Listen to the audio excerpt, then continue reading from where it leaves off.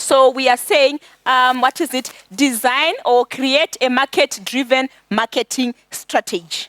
So what exactly do we mean? So we are saying step number 1, you have understood your market space. You know what market you are dealing with. You know what customers you are dealing with. You know what they want. You know what they need. So now you need now to be able to create or to design a market-driven marketing strategy. So we are saying you are going to come up now or to design relevant strategies that are going to be able to service your customers or service your market. You see that your market, or from your analysis, your environmental scanning or environmental analysis, you have seen that your customers are so sensitive to price. So the elasticity level is very high, or they are very sensitive to price. So it means now, in creating your marketing-driven strategy, you are going also to try to implement strategies that will address the needs and wants of your customers. They are sensitive to prices, so maybe if it's possible for me as a business, maybe I may look at low-cost leadership pricing strategy, so that at the end of the day, I try to meet the needs and wants of my customers. So we're just saying step number 2, you are now coming up with the relevant strategies that address your needs of your customers. Okay? And then number 3, construct an integrated marketing program that delivers superior value. So when we are looking at the integratedness now, we are looking at your marketing strategies and your community. So it's like your marketing mix and your marketing and your communication mix. They should be working together so that at the end of the day, you create value. So yes, I have identified the relevant strategies that I can use for my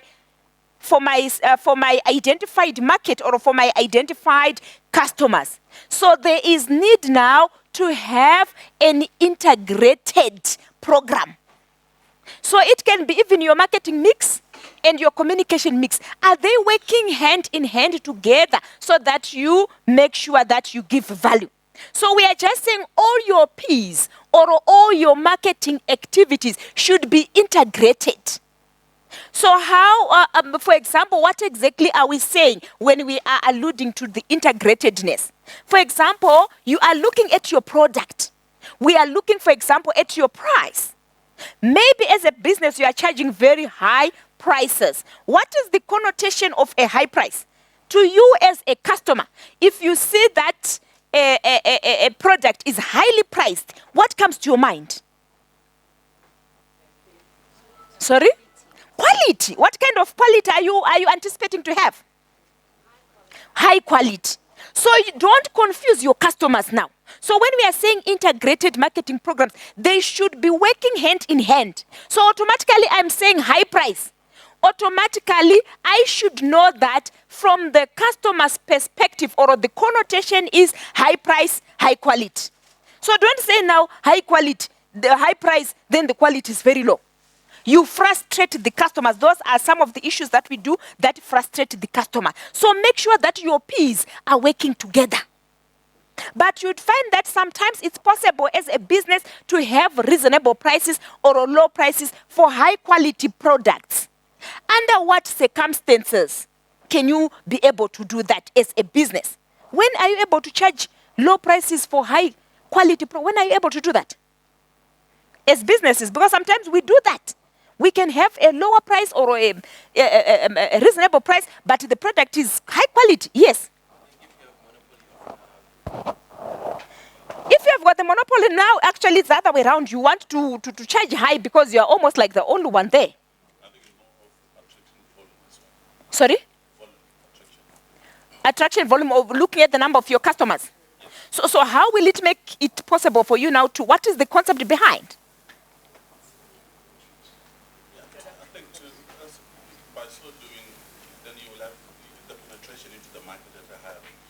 So you are looking, so I'm just pushing you to say you are looking at the turnover, high turnover. So you'd find that I can be able to charge a lower price if I've got a larger customer database. So I'm anticipating as much as I'm going to sell this for half the price what others are selling, I'm looking at more customers buying. So at the end of the day, because of more product being bought, I'm not going to really run less because I'm looking at the turnover, the number of sales that I'm going to make. I can also be able to charge a lower price for a higher quality product when I'm actually enjoying bulk purchase discount. Maybe I'm buying in bulk and then I get discounts. So that on its own, I can also transfer that to my customers. Because I'm buying in large quantities, maybe the supplier can actually be able to discount me. So it means now I have bought things of high value at a lower value, at a lower price. So it means now I can also be able to charge a lower, a slightly maybe lower price. Maybe lower than my competitors. Yes. If you are producing it, maybe like the in-brand house, the in-house brands, you are able also to charge a lower price. Look like, for example, let's look at the Pick and Pay branded products. They have packaged them in their own brand, so they are able also to charge a reasonable price. When you're also enjoying what are called economies of scale, large economies of scale, it means now, because as a business, your production costs now, they are like, what is it? They are like very reasonable. So what is the sense are we looking at when we are looking at economies of scale? We are saying the costs that you are incurring, or the production costs, they are lower because you are producing more of that particular same product. Let's say, for example, let's give a practical example so that you understand what economies of scale means. Let's say, for example, I'm renting this class to facilitate you guys. So let's say, for example, they are charging me 10,000, or let's say 5,000 per day. So if I have got one student, these guys are still charging me 5,000. And then come next semester, maybe I've got 200 students, but the price is still the same. So it means now, as much as I am still paying 5,000, but my operational costs now, they are lower because now there are more people that are subject. As much as they are charging me 5,000, but I've got more students, I'm getting more from you guys. So it means now there is value for me. So it means my operation costs or my production costs, if I was in the production industry, they are lower per unit. So it means now if I want to start calculating how much does it cost me to run this class per student? If I have got one student, I'm looking at the 5,000 rent, the what. So it's so much that I need per student. Now if I'm going to have 100 students, I'm going to divide now this 5,000 divided by 100 students. So how much does it cost me per student? What are my costs per student? You find that they are lower. So if your cost per unit production is lower, you are able to charge higher. So what does that mean? It means now if you are from a production industry, the more you produce, or the more you have in your business, the lower are your day-to-day operation costs or your production costs, which makes it easier for you to charge fairly lower prices. Are we clear? So that's the integratedness now. We are saying all your marketing activities or your piece, they should be working in harmony. Your communication, your piece, all of them, they should be working in harmony. Your promotion, how are you promoting? How are you communicating the product? Where are you communicating it? Is it actually appealing to the relevant target market? So everything should be working together so that you create value for the customer and also capture value for the business. And then we are saying build profitable relationships. You should be, as a business, to build relationships with your customers. And then that's when we said from having good relationships, we have loyal customers, which are like the bloodstream of organizations. We survive on our loyal customers because those are the guys that we are guaranteed that they give us business on day-to-day basis. And then also capturing value as a business. We mean now to say there should be profitability. So here now, we will be looking at what are called marketing metrics. So you are going to look now at your performance as a business. What performance? So when you are saying capturing value, We are not just talking about monetary value now as a business. So you look now holistically from your, what are called your metrics. So you should be able to analyze your marketing metrics. So what exactly do we mean by your marketing metrics? We are looking at your performance, your marketing performance. So we are looking at the performance of all your marketing activities. So as a business, from that marketing campaign that you have run, from that advert that you have run, you should be able to be accountable as a marketer. So you go now and analyze the various marketing metrics, the performance. So what are some of the performance indicators that shows you that as a business you are performing positively? What are some of the performances?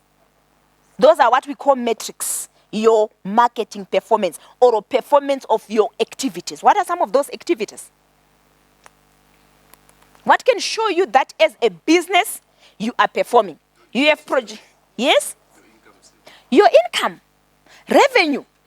Is when you have introduced that new product, does really your books show that there's been increase in revenue?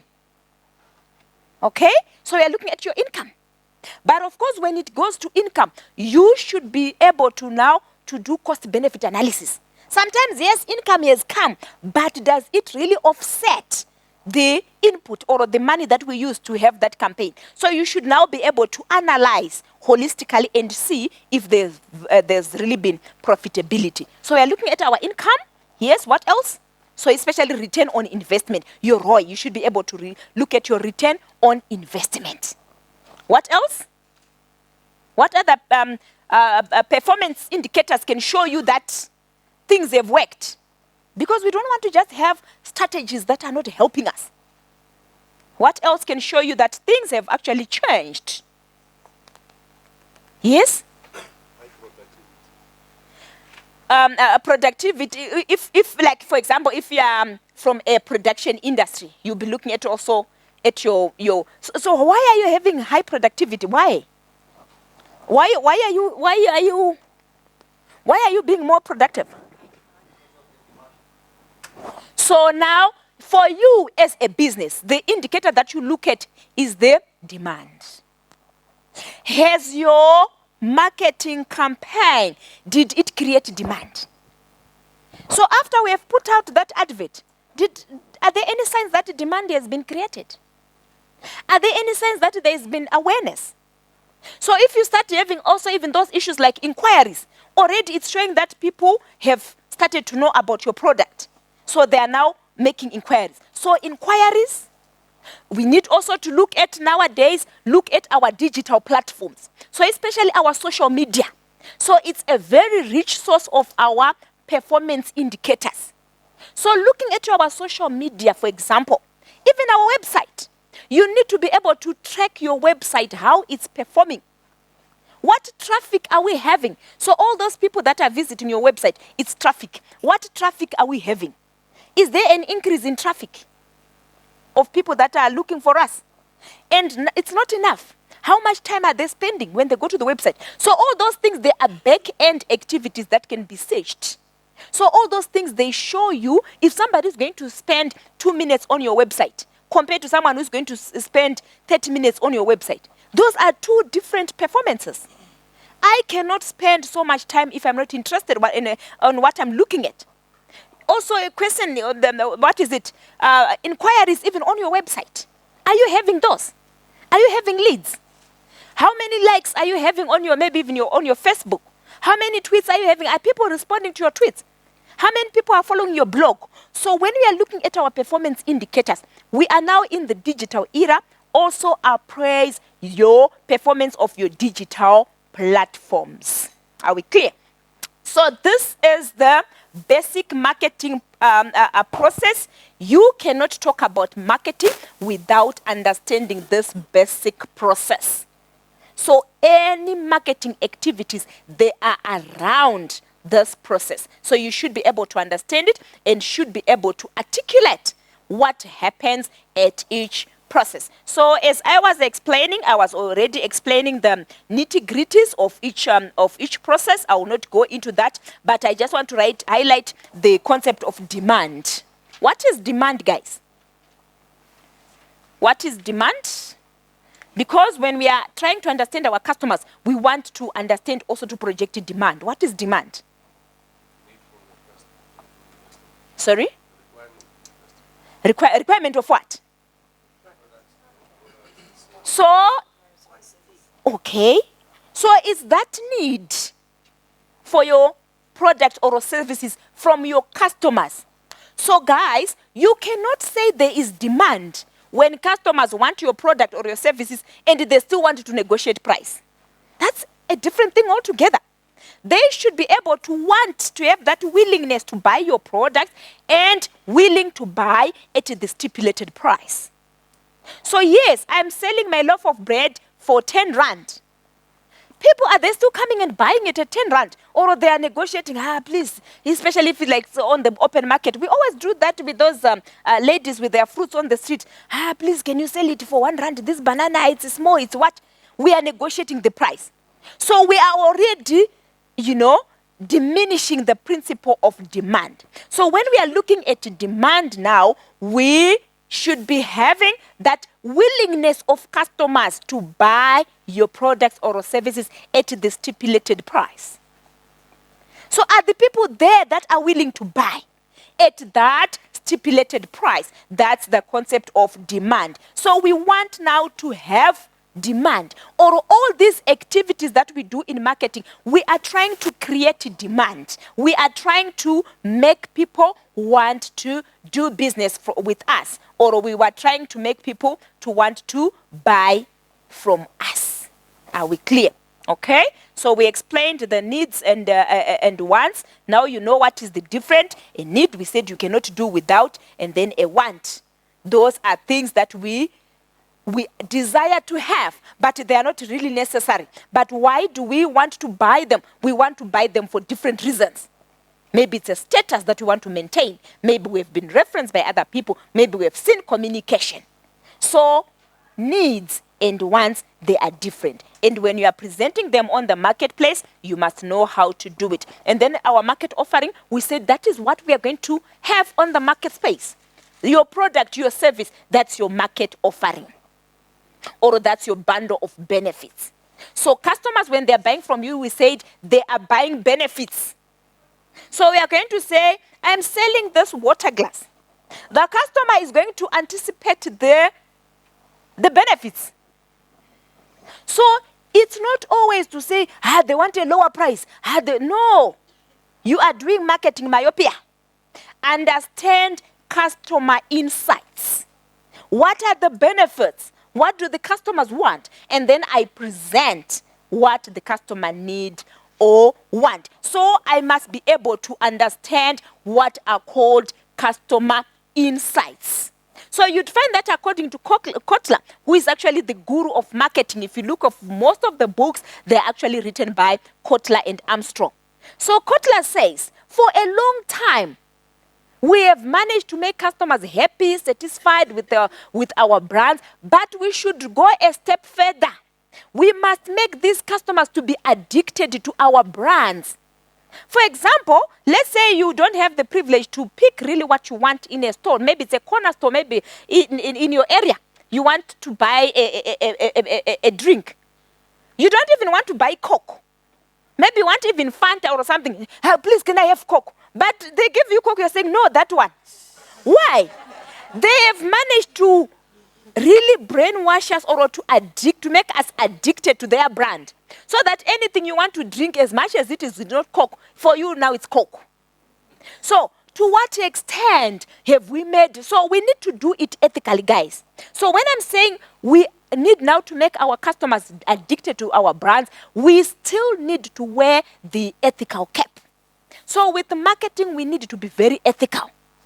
How are you making your customers to be addicted to your brand? You need to do it ethically. So no compromising the brand, no also compromising ethical issues. So make sure that you still respect the human aspect that is involved. So don't manipulate them. Just present your offering. And that offering should be able to speak for itself for the customers to want to have it or to want to buy it. So I'm saying for our market offering to be more attractive, we should be able to to get customer insights. So I'm asking, what are insights? What are customer insights? Because everything that you do, for you to be able to be more appealing to the customers, you should be able to understand their insights. What are customer insights? Buying behavior. Okay. What exactly are customer insights?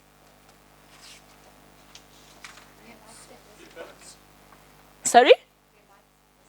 Their likes and dislikes. Yes? Expectations. Their lifestyles.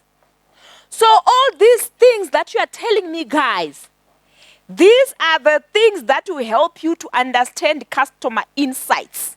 When we are saying customer insights, we are saying we want to get deeper meanings of what the customer is saying. What are the deeper underlying meanings? What exactly is the customer saying? You are going to give them a questionnaire as a feedback for, maybe as a survey, as a form of feedback for your product. Maybe they've used your product or your brand. Customer in that form now, are you happy or not happy? I'm happy. I'm what? I'm what? Then, people, they are happy. They are happy. What exactly are they happy with? So when we are getting insights now, we are going to get deeper underlying meanings of what the customer is saying. What exactly is the customer saying? When the customer is saying, I am happy, what are they happy with? Is it the price? Is it the quality? Is it the taste? Is it the feeling? So we are saying, let's not just do those research to get surface feedback. So we want to get a deeper meaning of the feedback of what we are getting from the customer. What exactly is the customer saying? So an insight, we are getting the true meaning, the deeper meaning of what is being conveyed by the customer. So as much as we get information, guys, from our research, let's not just look at things from the surface. Otherwise, we miss the true meaning. So you'd find that some of our instruments that we use for research, they will limit us, or they will limit us understanding the true meaning of what the customer is saying. So understanding insights is very important so that we try to project something that gives customers value. Okay? I think I'm not going to play this, otherwise we're a bit behind time, so not to the Starbucks activity. We'll try next week. And then the driven, a marketing strategy. That's what we said. You need to come up with your, the strategies that, the best strategy that will address the needs of your market. So when we are talking about also designing our, market-driven strategy, which we said is coming up with the best strategies that address the needs and wants of your customers. So these are some of the things that you need also to be mindful of, looking at the philosophy of your marketing. So as I am going to design marketing strategies that will fit or that will meet the needs and wants of my customers, I need also to understand from which angle or from which marketing philosophy am I doing my marketing activities. So we have got different marketing philosophies that you can use. For example, a business will be doing the production. So you'd find that from long time ago, businesses have been looking at marketing from a production perspective, especially those in the production industry. What do we mean? So they were believing produce, the demand is there. Produce as much as you can. So you can see that that's the concept that the Chinese market use. If you go in Joburg, all those Chinese shops, they are using the production principle of marketing. So they are believing the demand is there. For you as a business, just produce as much as you can. Demand is there. So that's the production philosophy. You believe demand is there, so you continue producing as much as you can. So you find that that's more applicable to the production industry, and also applicable to the business that are doing like mass production. And then the product marketing philosophy. So anyone who is going to do their marketing from a product perspective, it means now this business, they are taking time to understand their product. So when you're doing the product marketing perspective, or things from the product marketing perspective, your energies are focused on your product. So these are organizations that you find that they have got exclusive products.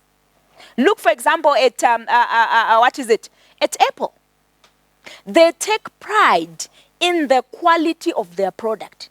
So you'd find that normally organizations that are focusing on the product marketing perspective, they need to be very innovative products. So you're taking pride in your quality of your product, innovativeness, and you believe that product will be able to sell itself. Okay? And then those guys would find that sometimes normally they are caught up in the marketing myopia perspective, because they don't really want to involve people. They are just believing this technology, this innovation will really excite people. And normally it really does excite people. Look for, and the products will be on the higher end. Okay? And then the selling. So the selling marketing perspective, that kind of organization now, they are believing in selling. So let's sell as much as we can. So they're just like the production. To say, let's produce as much as we can, demand is there. Those ones are saying, demand is there, let's sell as much as we can. So the selling marketing perspective or marketing philosophy, it means now all your marketing energies, they are in selling. So they are driving sales as much as they are. But for you to be able to drive sales, you need also to invest in your people, the sales force, so that they've got product knowledge. And then the marketing perspective. So the marketing so you'd find that these ones now, they are the ones that when the marketing principle was starting, that's how people were operating. But we are getting better now. We are saying, let's not just produce for the sake of producing.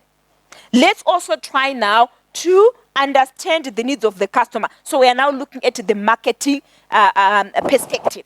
So when you are looking at if your philosophy is marketing, it means now you are taking the underlying gist meanings of marketing, which we said you are interested in understanding what do the customers want, so that you are able to deliver them profitably, so that you are able to satisfy their needs. You are also involving the customers. You are taking time to understand your customers so that you are able to deliver what they need profitably. And then the societal marketing perspective.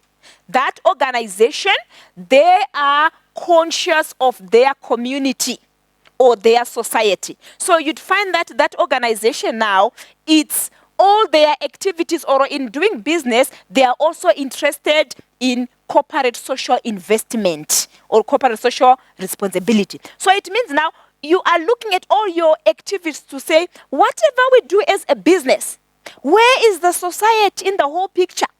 So it means now you are looking even at sustainability of your business. You are looking even at your global footprint.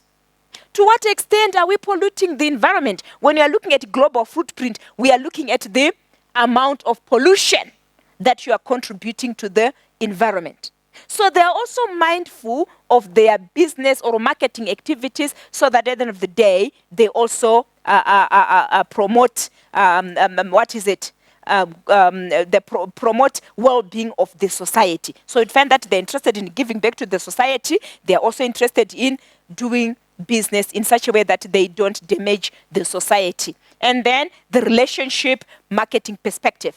So this is an organization that is saying, as much as we are doing our marketing activities, we should also channel our energies in creating relationships. So remember, we spoke about relationships to say it helps us to have loyal customers.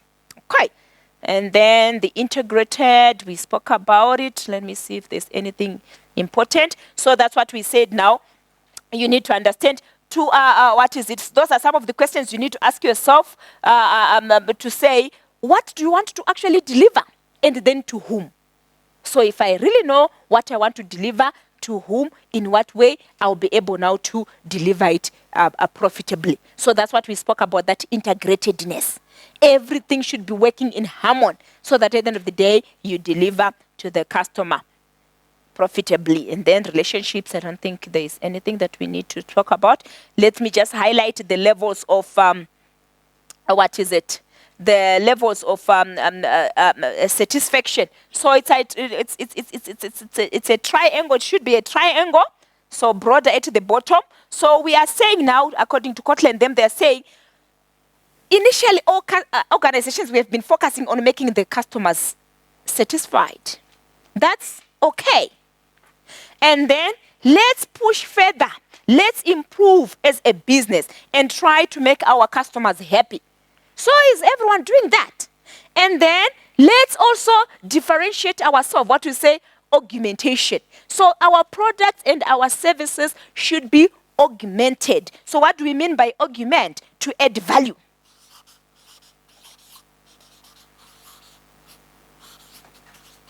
So there should be augmentation. So when you're talking about augmentation from a marketing perspective, it means to add value. So what are you doing as a business to augment your product? For example, looking at the, looking at maybe from the automobile industry. What are they doing now? Apart from just making you have a car, they also ensure that you have got insurance. That is augmentation. They have added value to you buying a car. So you find that they are working with another partner to make sure that you have got your car insurance. That will give you peace of mind. Otherwise, you'll be panicking. Hey, it's a new car. What if I'm in an accident? But because of now working in partnership with the car insurers, now you can have some peace of mind to say if the worst comes to the worst, something can be done. So when you're looking at augmentation, we are adding value. So yes, this is the product that we are offering, but what are you doing to make sure that it's augmented or there's additional value? Sometimes you don't need actually to, to redo your product, but your service should help, to your service delivery should help to augment your product. How are you giving the service to the customers? Are you that kind of bank that when customers come 40 minutes, they're still waiting in your bank? Customers, they don't have that time. Customer needs to have what is called experience marketing.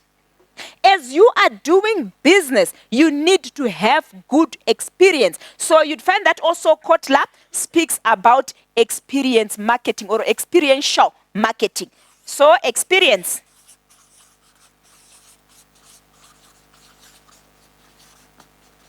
So as we are doing business, let's ensure that there is experience. We are giving experiential marketing.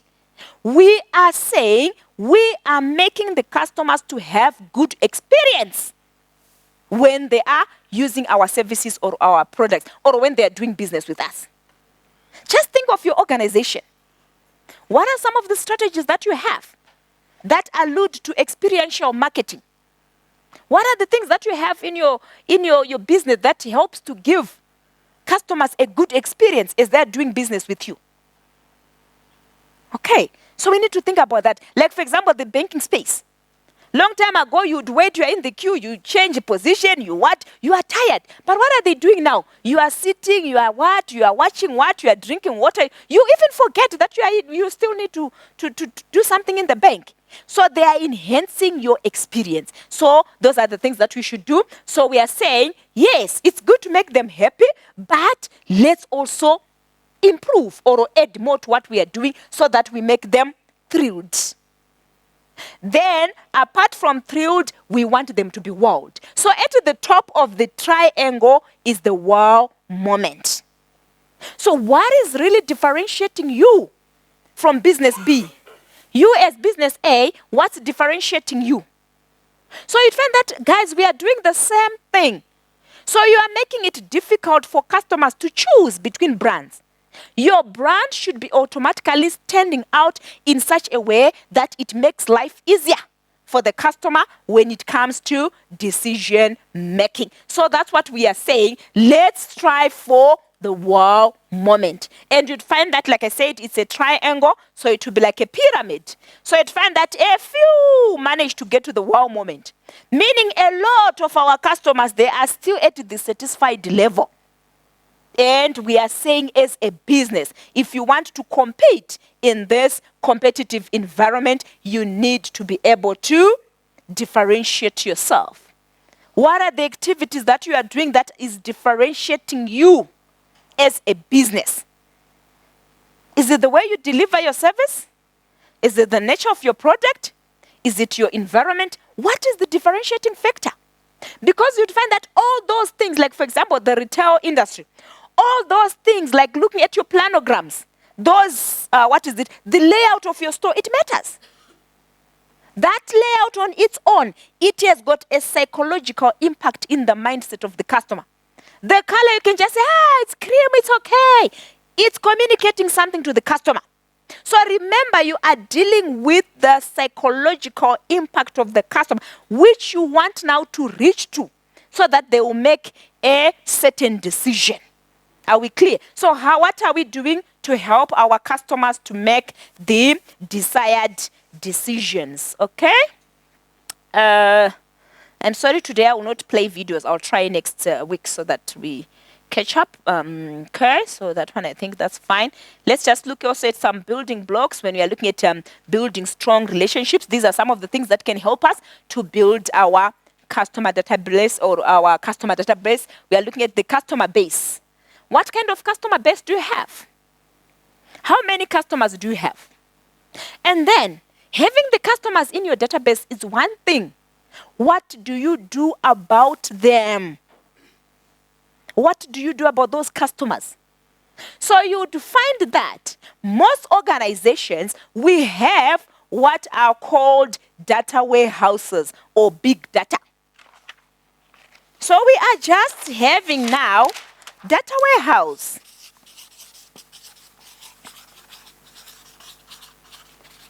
Or big data. What do you understand by that? Or what do you think that is? I'm saying most of organizations, we are just having data warehouses or we are just having big data in the organization. What is that? Yes. I was just stretching. Oh, yeah, stretching. But there's no harm in trial. Remember we said...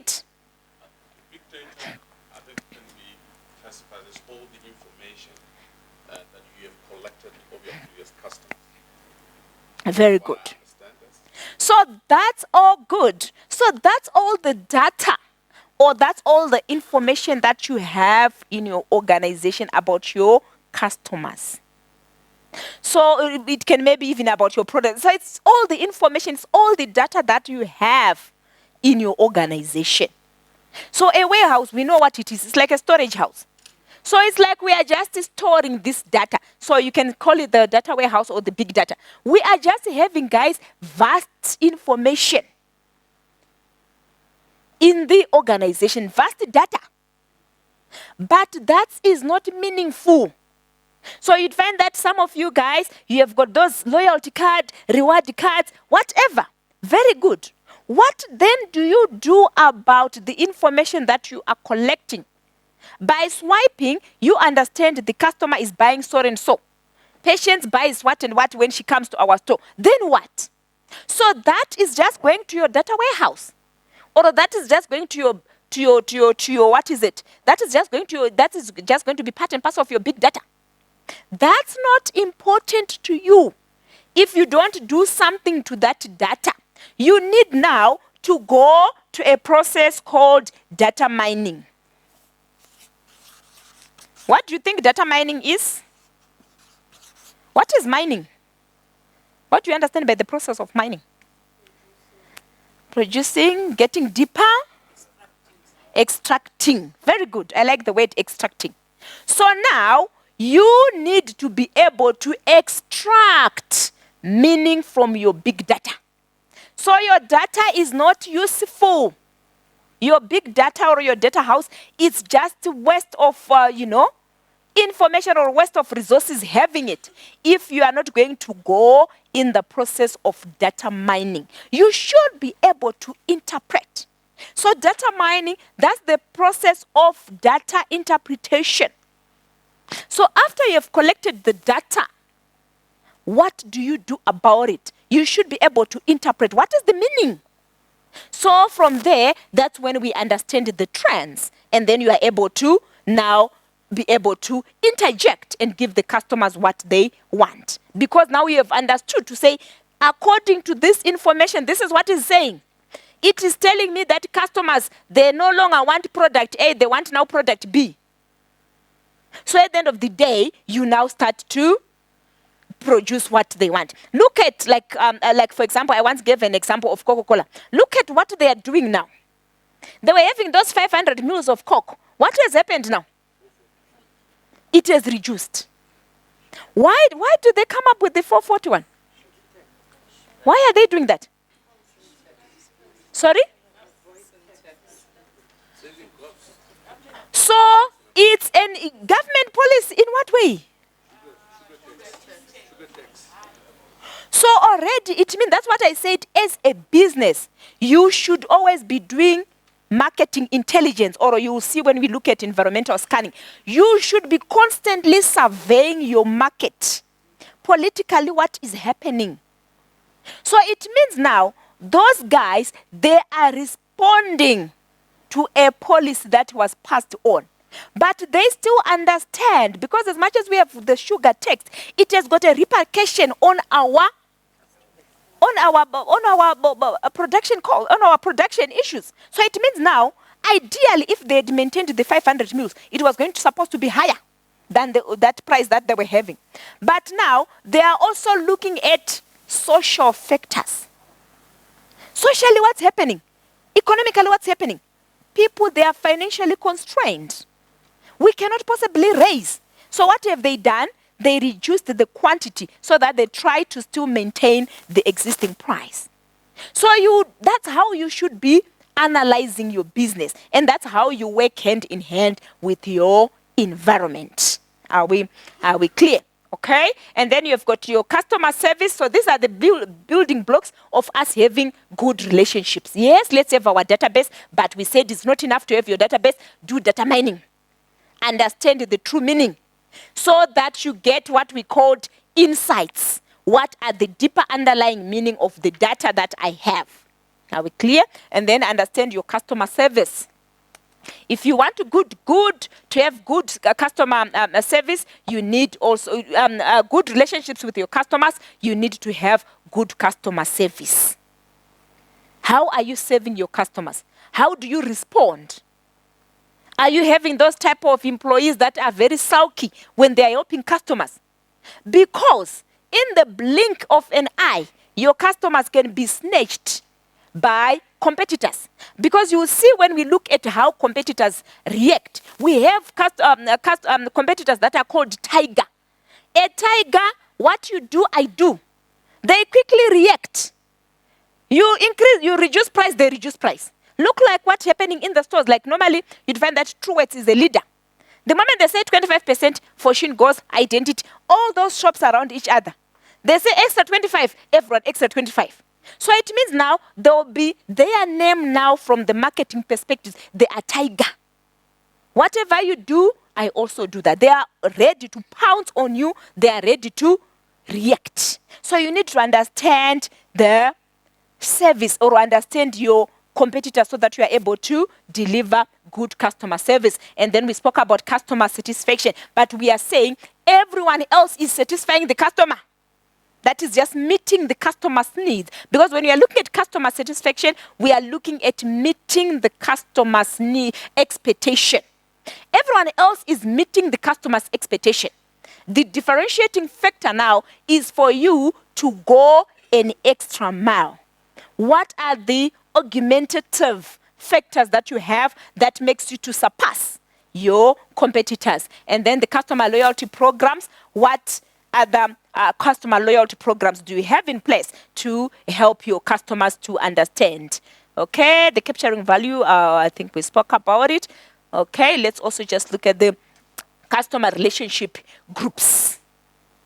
So when we are saying we want to have good relationships with our customers, because we remember from our customer basic marketing process, we are also saying you need to build strong relationships with your customers. So this is another, what is it? A customer relationship. It's a template, or it's a grid for showing the types of relationships that you have with your customers.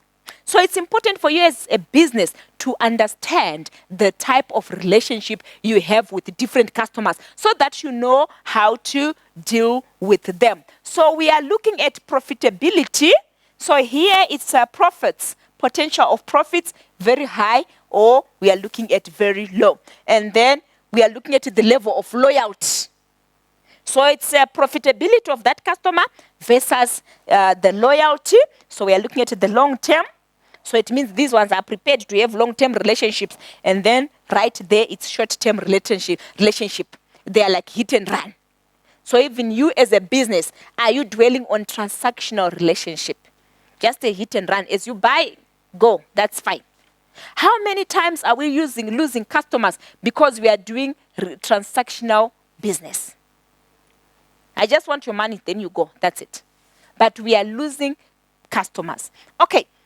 So we have what are called true friends. So when you are describing these levels of relationships, you need to be relating them to the parameters that we have, looking at their profitability and their level of commitment. So true friends, what are the characteristics of true friends? These ones, looking at profitability and the relationship, level of relationship. They are very loyal. So these are already loyal customers. And then level of profitability, there is a high potential of profitability. So it means now as a business, if I know that you are a true friend, you are very loyal and then very highly profitable, automatically I should start thinking of schemes or strategies of maintaining you as a customer. Because yes, all businesses, we are managing to acquire customers. But why are they now leaving us? We are not having customer retention, of which it's very important to have retention. So for each of these groups, you should have strategies of retaining them. So these ones, you must keep them happy. You must maintain them. You must come up with the strategies of trying to make sure that they are happy, depending with the nature of your business. That's where you find that for some business which are huge and corporate, you'd find that maybe they take their very top loyal customers, maybe for golf or for what, or they invite them for some event. Why are they doing that? You still want to maintain them and show them that you appreciate them, so that these ones will refer others. Because in marketing, we have what is called brand endorsement. I need to buy something because it has been, used, or somebody whom I trust, he has actually spoken about it. So that's how it works. So I can trust him telling me because I know him. I have used this brand, it's very good. What I can easily trust than what you advertise. We always speculate. I think they are lying. How can that be true? I don't trust. But if it comes from somebody that I know, it helps. So think of how to maintain them. And then we have what are called butterfly. What are the characteristics of butterfly? Butterflies, let's have their parameters. What are the characteristics of butterflies? Let's speak in terms of profitability and loyalty. Yes? What are we saying? So let's start with the profitability. What is the level of profitability? High. There is high potential of profitability. But commitment? Very low. Set term. So these ones, potential to be profitable is very high. Maybe they just come by and go, but commitment, it's very low. So you as a business, automatically you should be thinking, if this person has got a potential, if they are profitable or they've got a potential to continue being profitable, maybe they come and buy in bulk or whatever. If there is potential, When it's a butterfly, it means, well, you know what butterfly does? What do? They go to this flower, you can never make them happy. Then they go away. So you must try to convert them into true friends. You need to come up with the schemes, with the strategies of trying to convert them or trying to keep them. Because they are showing you that they've got a possibility of being what? Yes, they are really profitable. There's a potential of them being profitable. But for that profitability to be continuous, for that relationship to be continuous, come up with the schemes of trying to convert them into friends or maintaining them so that they don't keep on flying from one flower to the other. Okay? Let's go to barnacles. What can we say about these barnacles? Yes? A long-term relationship, yes? But they are not very profitable. Those are some of the customers, they just come and buy one item, but they are loyal. When they think of buying that pair of jeans, they come to your store. So it shows these are loyal. Yes, they may not be really buying things in bulky or highly profitable, but there is need for you to maintain them. Because if they are continuously buying as much as it is not much, or they are not very profitable, but if you maintain them, maybe in the long run they may be very profitable. In the long run, they are profitable. Yes, because they are now looking at the consistency. They are buying. If you look now at the turnover of what they are buying, it's actually contributing to something. And if resources allows, because some of them, they are not much profitable because maybe affordability, with the time they can be even profitable. Then strangers. What can we say about strangers? Sorry? Low, yes, they are not very profitable. They are low profitability and what? Short term. These are like also as much as businesses, we are normally on the hit and run. These are also like hit and run customers. They don't want commitment, they are not profitable. But still, so we are saying understand all these different groups so that you know how to deal with them and how to manage them effectively. Are we clear? So let's just also highlight some of the issues that is happening in the 21st century. Things are changing, guys, and we are operating in what is called a VUCA world. So the environment that we are operating in, guys, or every business is operating in, it's called a VUCA world. It's very, very, what does VUCA stand for? V for what? It's very volatile. Yes? It's uncertain. See? It's chaotic.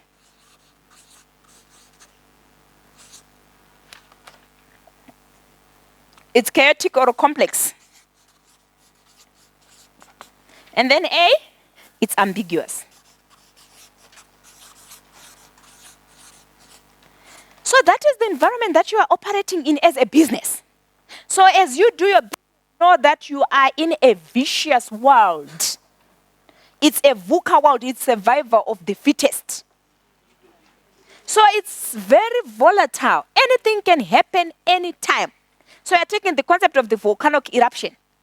You cannot say, you Mauga, don't erupt now. Anytime if the pressure is high enough, it can erupt. So anything can happen anytime. So it means now as a business, you need to be always on your toes. It's very uncertain. Anything can happen you can never say, this strategy is working. Tomorrow it will be working. It may wake up not working. You should be agile as a business. Okay? It's very chaotic or it's very complex.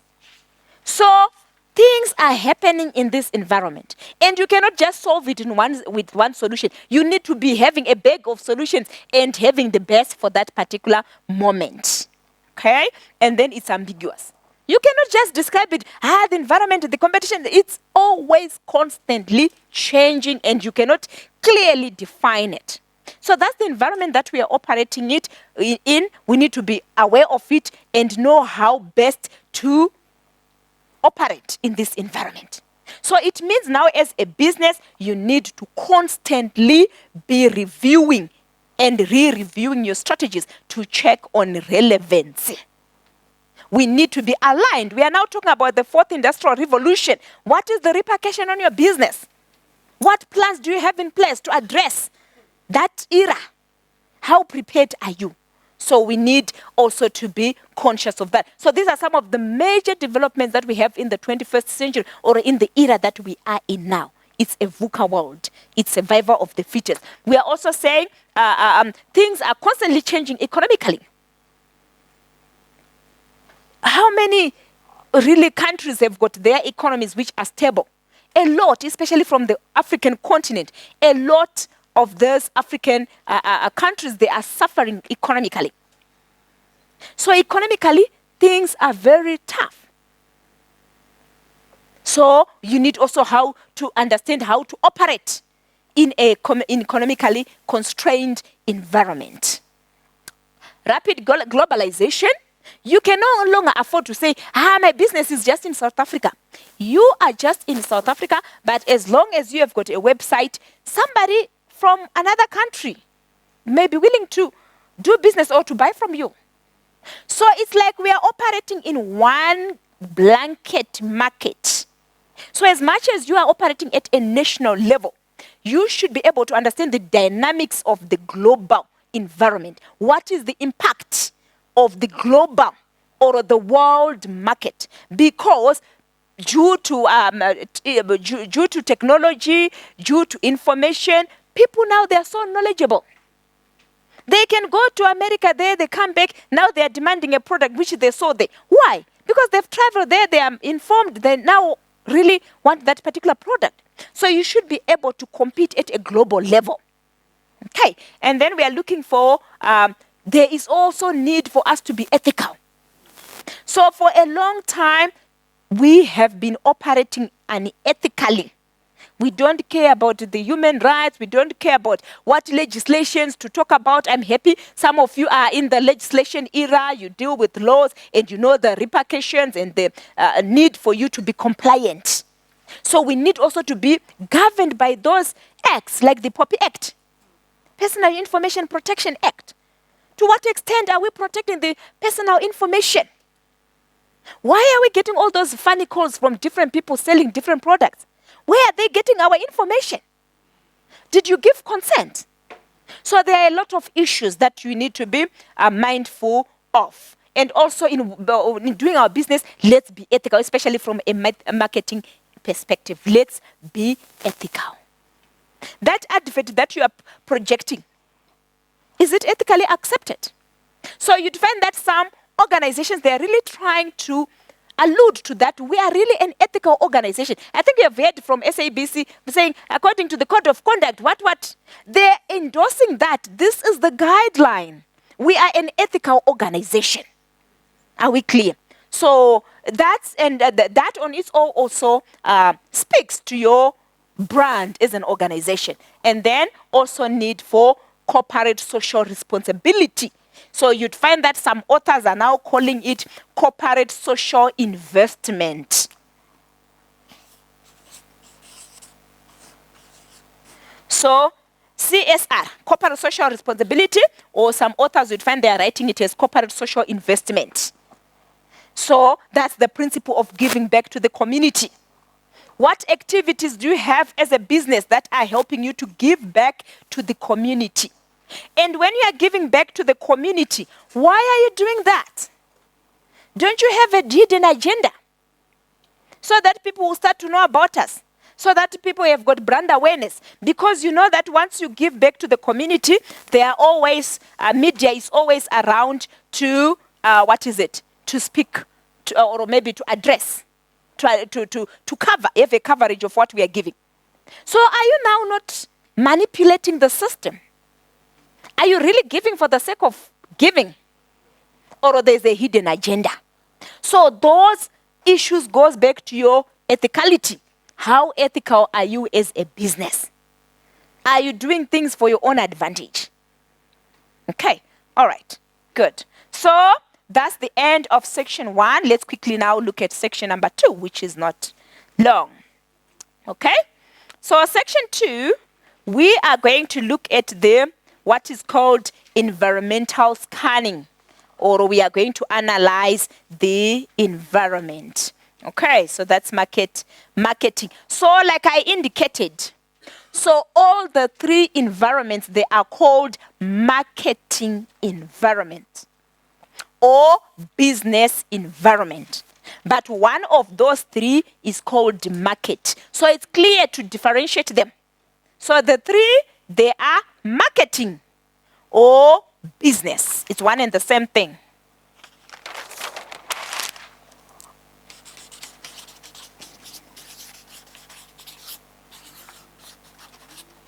Or the business.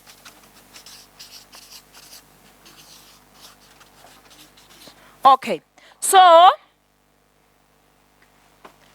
these ones, what exactly are we talking about, or what exactly are we looking at when we are looking at marketing environment? We are going to look at a process called environmental scanning.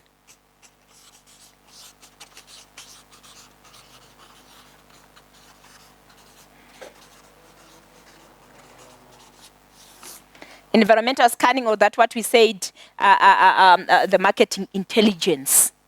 So what exactly do we mean when we are saying environmental scanning? We are saying you constantly need, it's a process of constantly monitoring your environment. Why do you need to constantly monitor your environment? Why do you need to do that?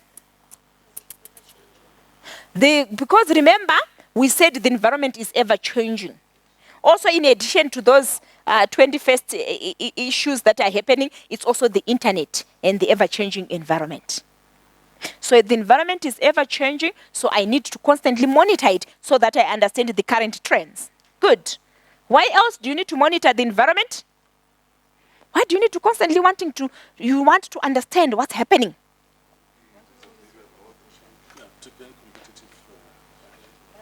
Okay? So 2 points, someone is saying, so that so you need to have alignment. So the moment you are saying, maybe some policies, some legislations have changed, so it's issues of alignment. Because you don't want to be found on the wrong side of the law, that has got repercussions on your brand. So you want to have an alignment with the environment. So all your activities as a business, you need to make sure that they are aligned to the prevailing environment. Okay? And then the point there, what was the point, sorry? To gain competitive advantage. For competitive advantage. What do we mean by competitive advantage? Because all these things that we are doing in marketing, it's for us to gain what is called a competitive advantage or a competitive edge. What do you understand by competitive?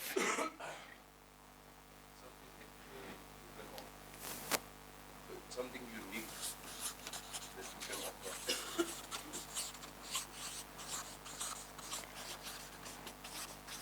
Why are you offering something unique? Because that something unique should give you a competitive advantage. So I want to understand what is competitive advantage. So when I'm offering something unique, I'm offering something unique so that I gain competitive advantage or competitive edge. So I'm saying, so what is competitive advantage? Like being one step ahead of your competitors. So when you have got a competitive advantage, you have got an upper hand over your competitors.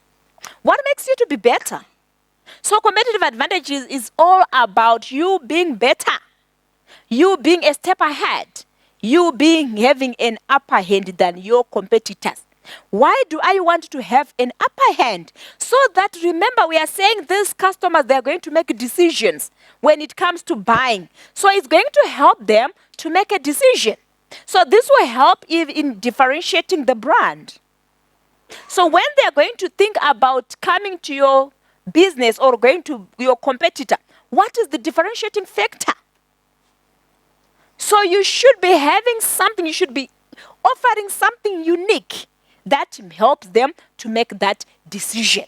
So competitive advantage, we are saying having an upper hand. So what gives us an upper hand? Like what somebody said, to say you should be able to offer something unique. So when you are looking at our marketing environment or a business environment, we are going to focus on three environments. So there are 3 business environments that affect any business. So these ones, so we are looking at our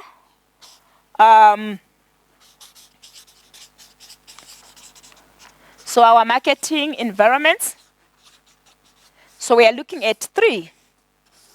So we are going to look at what is called the micro, then the macro,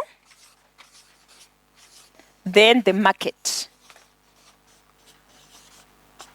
Okay, so these are the 3 environments that affect a business. And you need to understand the dynamisms of this environment so that you know how to react. So we are saying, when we are saying marketing marketing intelligence or environmental scanning, we are saying constantly monitoring your environment. You are listening, you are watching. Watch the space. Listen to what is happening so that you are equipped. You know how to react to the environment. So we want to look at each and every one of these environment. That is what this chapter is all about. So let's start with the micro environment. So you need to know, where is this environment? This environment is internal. It exists internally. You find it within the organization. And then you'd find, as an organization, you have some control over it. So you don't have 100%. I'll elaborate why. So you'd find that some books, yes, they can just say you have control over it, but I always feel it's safer to say you've got some control to a certain limit. Because I'll elaborate why you have some control. Okay, and then you need also to understand the tool that is used for measuring. When now, because I'm saying environmental scanning, I'm constantly monitoring my environment so that I understand what is happening in the environment. So how do I monitor? How do I assess my internal environment? I now use what is called a SWOT analysis. So you use what is called SWOT. The SWOT model or a SWOT analysis. Okay. So now we want to look at what is called a SWOT analysis. So SWOT analysis is a tool or a model for assessing, for monitoring the micro environment, or monitoring that environment that we said it's within the organization. Are we together so far? Okay. So the SWOT, what does SWOT stand for? So you'd find that it's easier to draw a quadrant. So when you are talking about this, so it will be your, oh, let me draw it bigger so that those at the back, they can see. So we are looking at our micro. So we are saying, let's have our SWOT. So that's how you populate it. SWOT. So we are saying S stand for your strengths. W, your weaknesses. Who is this person we are saying your strengths, your what? Who are you? Whom are we talking about? Who is you? Business. This is business. This is not a person. We are speaking to a business. You are already in the shoes of a business. Are we clear? And then O stands for what? Opportunities. And T stands for what? Yes. So you'd find now how this model is designed. These two, they are entirely within the organization. So we are assessing our internal business. Here, these are entirely within the organization. But when we are looking at the opportunities and the threats, we are still analyzing our internal environment, but with the lenses of the external. We are looking at ourselves as a business internally, but with the reflection of what is happening outside. So we are still analyzing the internal environment, but opportunity and the threats, these two, they come from the external. These two are informed by the external environment. So please, I don't want someone saying, when I'm looking at the micro, I'm looking at the internal and the external. You are looking at the internal. This part, you are looking at the internal also in reflection or in relation to what is happening outside. But the bottom line is you are looking at things from your organization. But your opportunity and your threats, you are informed by the external environment. Are we clear? All right, let's look at some strengths. Let's look at examples of strengths. What are some of the general things that you can take as your strengths as a business? What are some of the things that may be important to you that can add up or that can give you, that can be deemed as your strengths? What are some of the things general? So if you have got good customer service, it leads to what? So the term now, more customers. So now we are learned, we are looking at our customer database. So your database, your customer database, large customer database. But you need to look at it now from a holistic perspective. Someone can have so many customers. Now remember, we know the level of loyalty and profitability. There can be so many but not profitable. But having many customers, it's an indicator that the business is huge. But also when you look at the nitty-gritties, you should look at their profitability and everything. Okay, and then what else? So staff, what are you interested in when it comes to staff? Skills. So skilled manpower.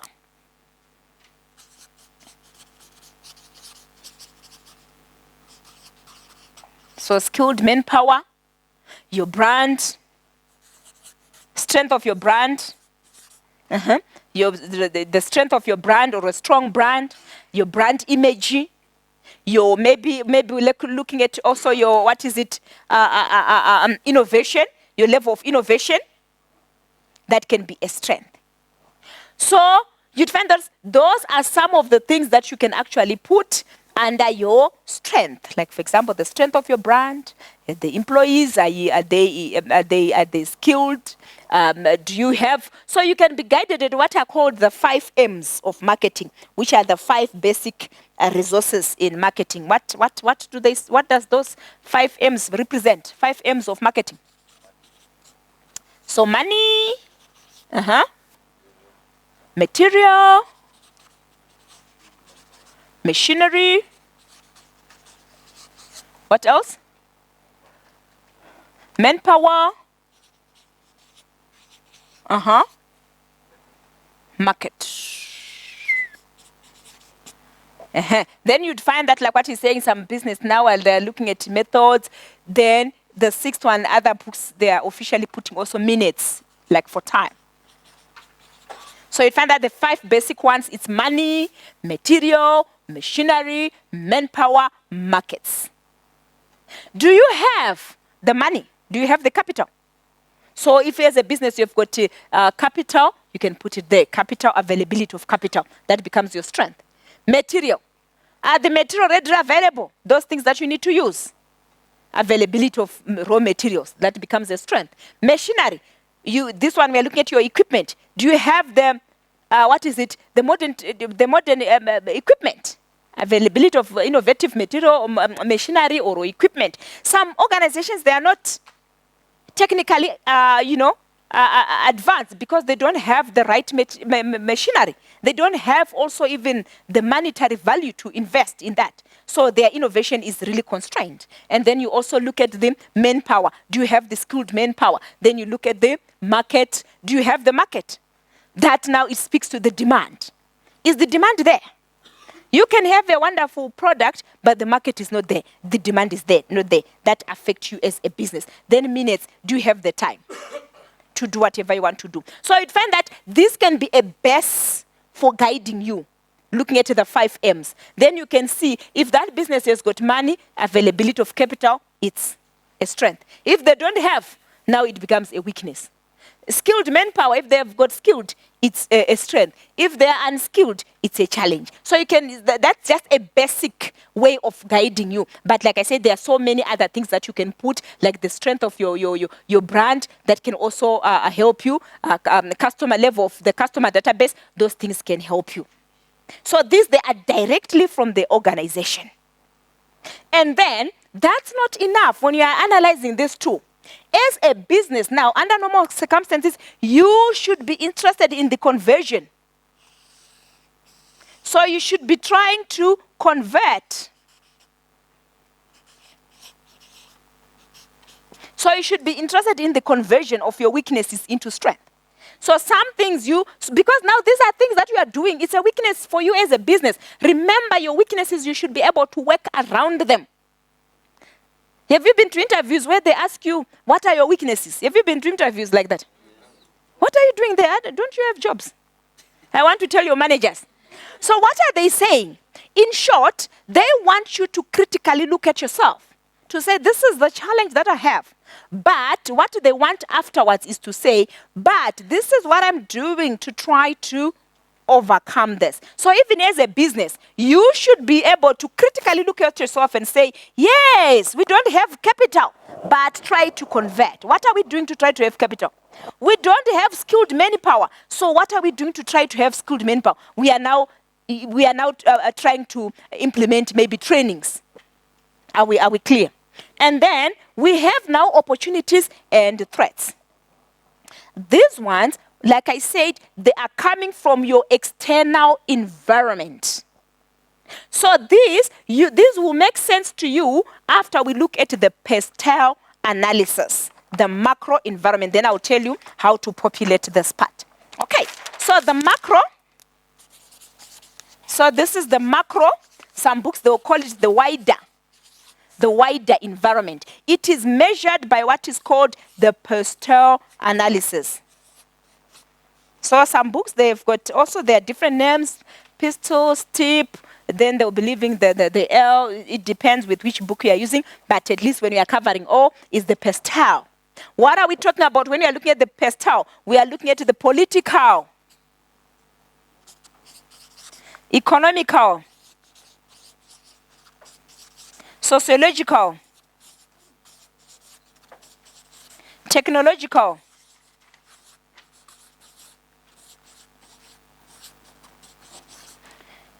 environmental,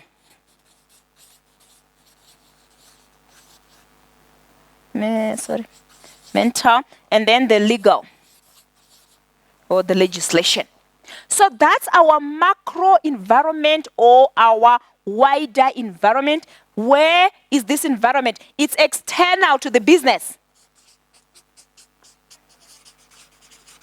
And you have no control.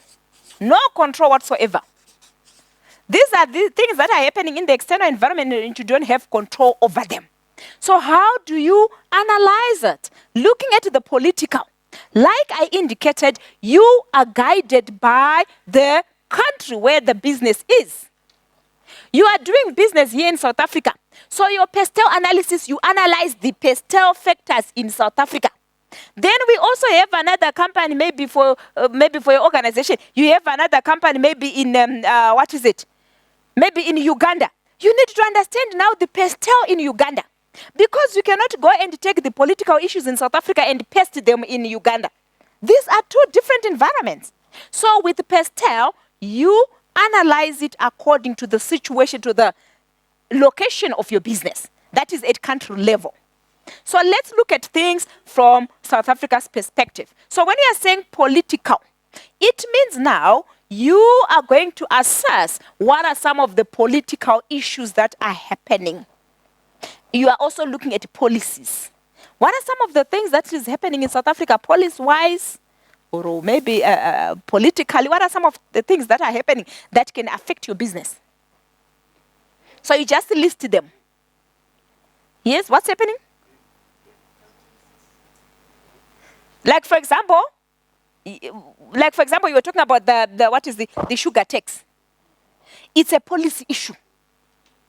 So automatically, the sugar tax, as much as I'm going to list this also under economically, I can put it here because it's a policy. If it was stipulated as a policy. And then it will be depending with which businesses are affected. So you need to look at the things that will be affecting you. Okay, what else is happening? What policies have been passed on or... Sorry? The what? What about them?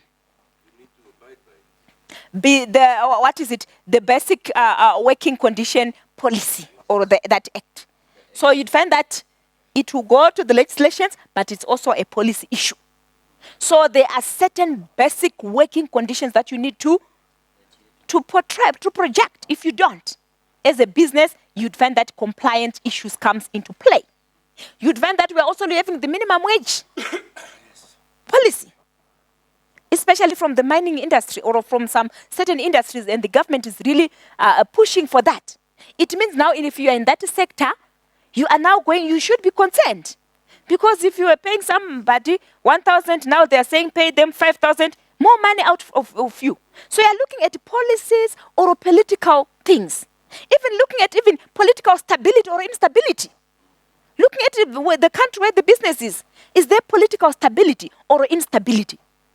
Maybe sometimes there will be change of government. Is there a change of government? Has the cabinet been established? So like, for example, now in South Africa, things are stabilizing, but when we're still projecting for elections, it's unknown. You'd find that, like, for example, foreign domestic investment was an issue, FDIs. They are speculating now. So if you are thinking of somebody coming to invest here, they are speculating now to say, political-wise, what's going to be the status? What's going to happen? Because those things, they affect how business is going to run. Looking at the land reform issue. It's an issue that is affecting some people. So you now, if you are dealing with those farmers, automatically if you are in the production, you are affected now, or you are now afraid. What if some of those farmers, the farms are taken? Is the production still going to be the same? How is it going to affect my business? So you look at things at a high level. And you look at things realistically to say, these are the political issues happening. How now do they affect me? So you'll be just listing the points. For example, political instability or political stability. Maybe whatever policy have been passed, then you should be able to later on, if asked, to explain to say how does it affect your business. But otherwise, you are putting your points and then maybe explaining it. But populate the points. Political instability, what policy, what, then you should be able to explain to say how are they affecting the business. Looking at economical. So economical factors, you are also looking at issues like economical stability. Is there stability or instability? You are also looking even like, for example, here in South Africa, from April, tax increase. So that itself has got a repercussion on you as a business. It means now, there's more that I need to pay to SARS. That is going to affect even my profitability as a business. So all those things of tax increase, it has got a repercussion on you. As much as there is tax increase, who else is going to feel the tax? The buyer, the consumer. So it means if the consumer is affected, what they're going to buy from me is going to be affected. Yes, I'm a corporate business, but those tenders that I want, they're going also to be affected by affordability. So you look at things from a bigger picture.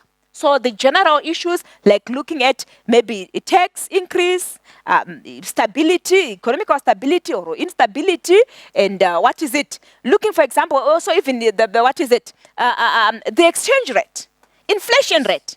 What is the inflation rate like in South Africa? Is there an increase or a decrease in inflation? What's happening as far as inflation is concerned? Because that on its own has a repercussion on your business. Are we clear? And then you go to the sociological. Sociological now, you are looking at the society. So you are looking at affordability. What are the social factors that can affect me as a business? So you are interested in issues like, perception. Consumer perception or customer perception. What are their perceptions? What are the changing perceptions of the customers? So you are interested in understanding the changing perceptions of the customer, the changing opinions. What are the changes in the needs and wants of the customers? So we call them perceptions. So changing perceptions. You are looking at disposable income. Remember, we spoke about the increase in tax. The increase in tax automatically at social level is going to affect them also when we are looking at the disposable income. So here economically, you can also talk about the tax increase. Here you can also put it as a policy. So we are looking at the disposable.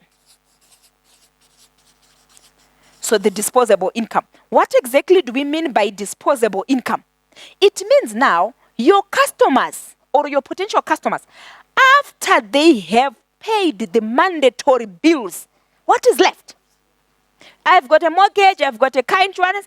After I have paid, it's a must. I need to pay for my house, I need to pay for my car. Otherwise, it will be reprocessed by the bank. So after they have paid those must bills, what is remaining? Because that is what you are working with as a business. So that is called disposable income. So that is the money that the customer has after they have paid their mandatory or their crucial bills. So after they've paid for all those important bills, that percentage which is left, that is what they are going to spend on your business. So now there's a tax increase. It means now their disposable income has shrinked. Economically, things are bad. It means now there are things, and there's increase in fuel, in commodities. It means now their disposable income is shrinked. So you as a business now, when you are looking at your product and product portfolio, you need to be rewired and say, so what is the customers likely to focus on? So these needs and wants, are they going to have that luxury to be focusing on wants? Or they'll be channeling their resources on needs? So yes, once we still need them, because there are still those people, that group which can afford. You still need to cater for it. But as you look at catering for the mass, you need to be rewired and re-strategize as far as your product offering is concerned, so that it also meets the means of your customers. Okay? And then you look also at, the status quo of the customer. What status does the customer want to maintain? Some, they've got a certain status, social life, that they want to maintain. So you need also to work with that. What social classes are you dealing with? So you need to understand that so that you are able to deliver. Okay. And then technological factors. So you are looking at technology, how it's influencing your business. So you can look at online buying. You can look at innovation due to technology. So how is technology helping you? So is it helping you to be innovative? Can you afford it? Do you also have online? Do you have a website? What do you have from a technological perspective? So you'd find that technologically, others may not have expertise to man the technology that they want to implement. So that can be a hindrance.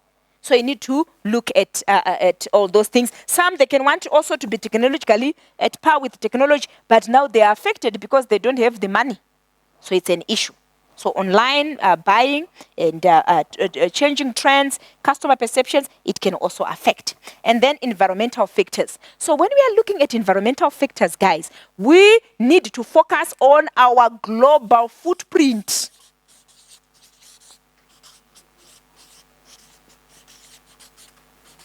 So what are we talking about when you're talking about the global footprint? How much pollution are you putting in the environment? So you'd find that, remember, we are having challenges of, global warming. And all these things, they started by being careless in how we are relating to the environment.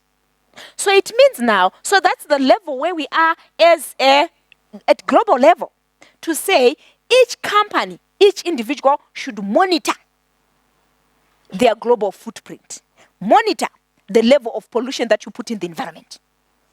That's why you find in the organizations, other organizations, they are saying we are going green. Like if you go to Discovery, it's like you're outside yet you're in the office. The plants there, they are what? Like if you look at their upstairs, up there. It's like you are on the ground, yet you are on a building.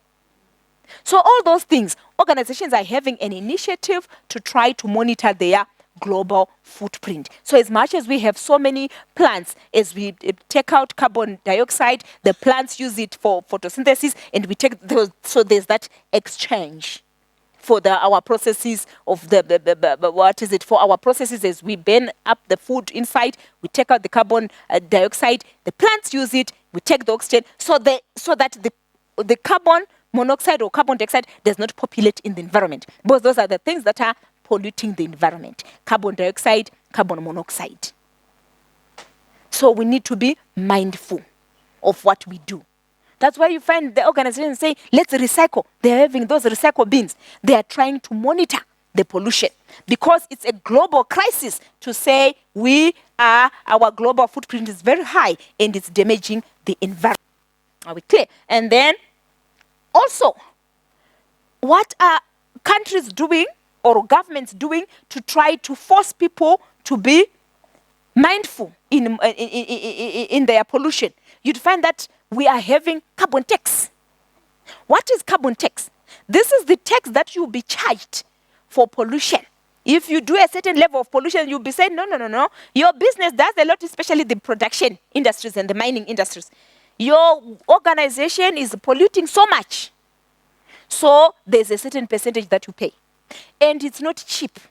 So those are some of those issues points that you can populate here. You are looking at managing the global footprint. You are looking also at green issues, green marketing issues. That is, when you're looking at green marketing issues, we are saying we need to keep the environment clean. We are also looking at global, global warming, and also looking at also that global tax. So at legislation, you put the legislations in place. So we spoke about our carbon tax, any taxes or any legislations that you know in that country where you are doing business that are affecting your business. So that's how we populate this PESTEL analysis. So going back to this one now, is it 12 now? Okay, we need to go for lunch, otherwise it will be congested. So here now, let's just finish with this one, then we do the potters when we come back. So with this one now, how do we use it?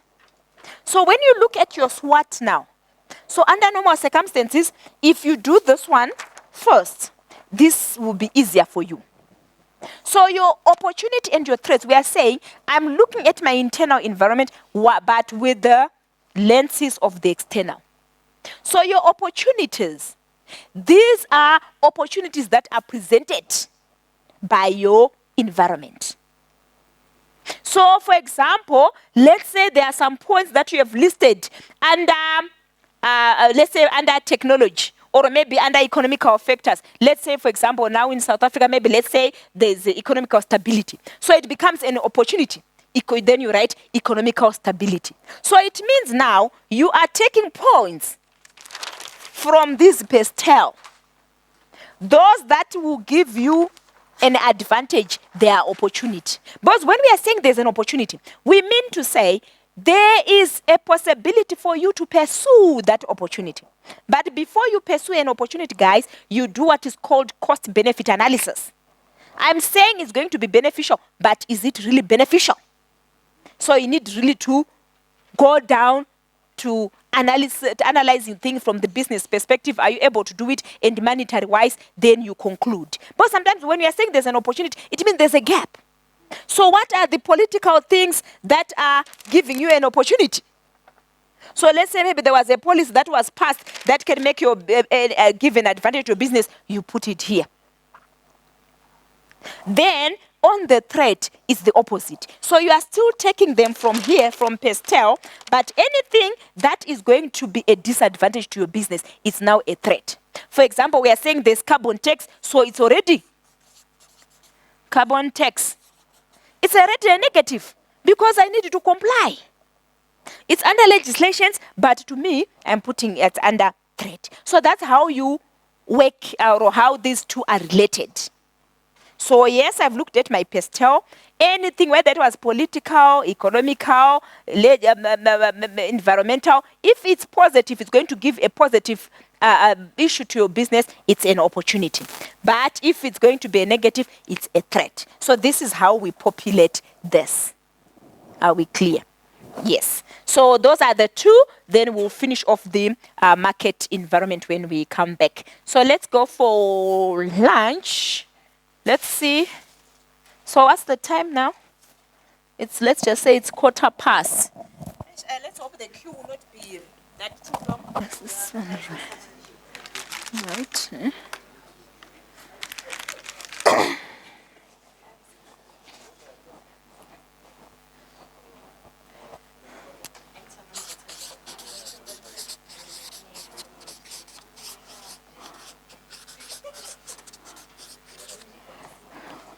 Okay. All right, guys. I hope I won't lose you. After having lunch, don't sleep. Okay. All right. So let's look at the third environment quickly. So we said marketing, there are three. But one of those is also called market environment. So all of them, it's marketing. But one of them is market environment. So the moment you are saying marketing or market, you are talking of two different things. Marketing, you are talking of the three. Market, you are talking of this one. So this one called market environment, it's also called competitive environment. That's where we are analyzing our competitive environment. Where is it? It's immediately. So it's immediately outside there. Oh, so it's immediately outside your organization. So we are saying macro environment, it's outside your organization. But then the market environment, or which is also termed competitive environment, it's immediately outside your organization. So it's like you are having layers to say your macro, then immediately outside you it's your market, and then the wider one, the bigger one. Very far or outside you. So let's quickly analyze this market environment or this competitive environment. So this environment, you have no control over it, and then we measure it, what is with a tool called Porter's 5 forces.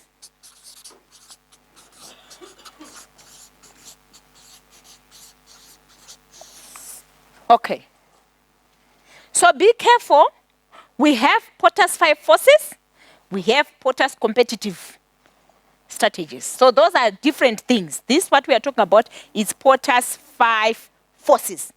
So automatically, it means this environment now, there are 5 forces that you need to speak to or that you need to analyze as you are trying to understand your environment. So it will be like at the center, you've got like your rival. So it's like your competitive.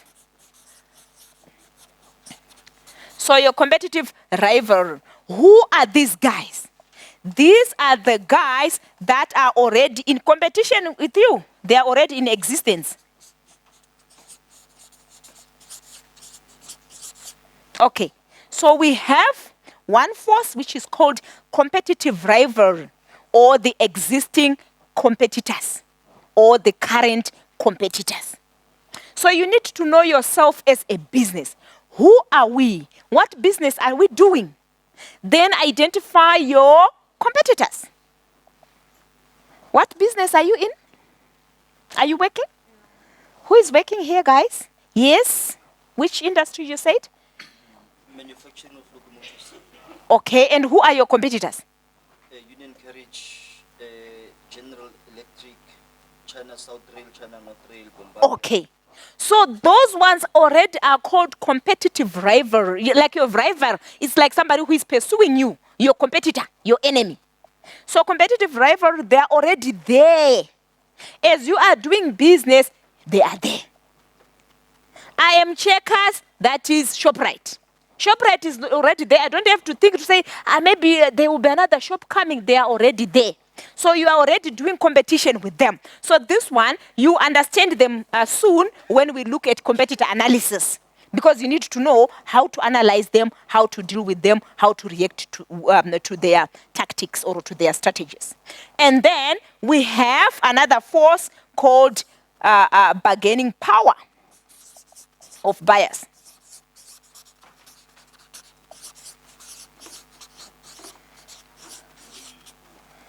Of customers or buyers. Okay? So we have another force called bargaining power of customers or bargaining power of buyers.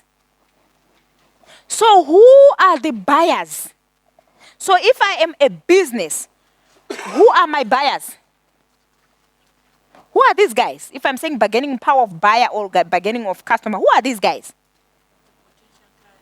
These are the customers that are already having business with me.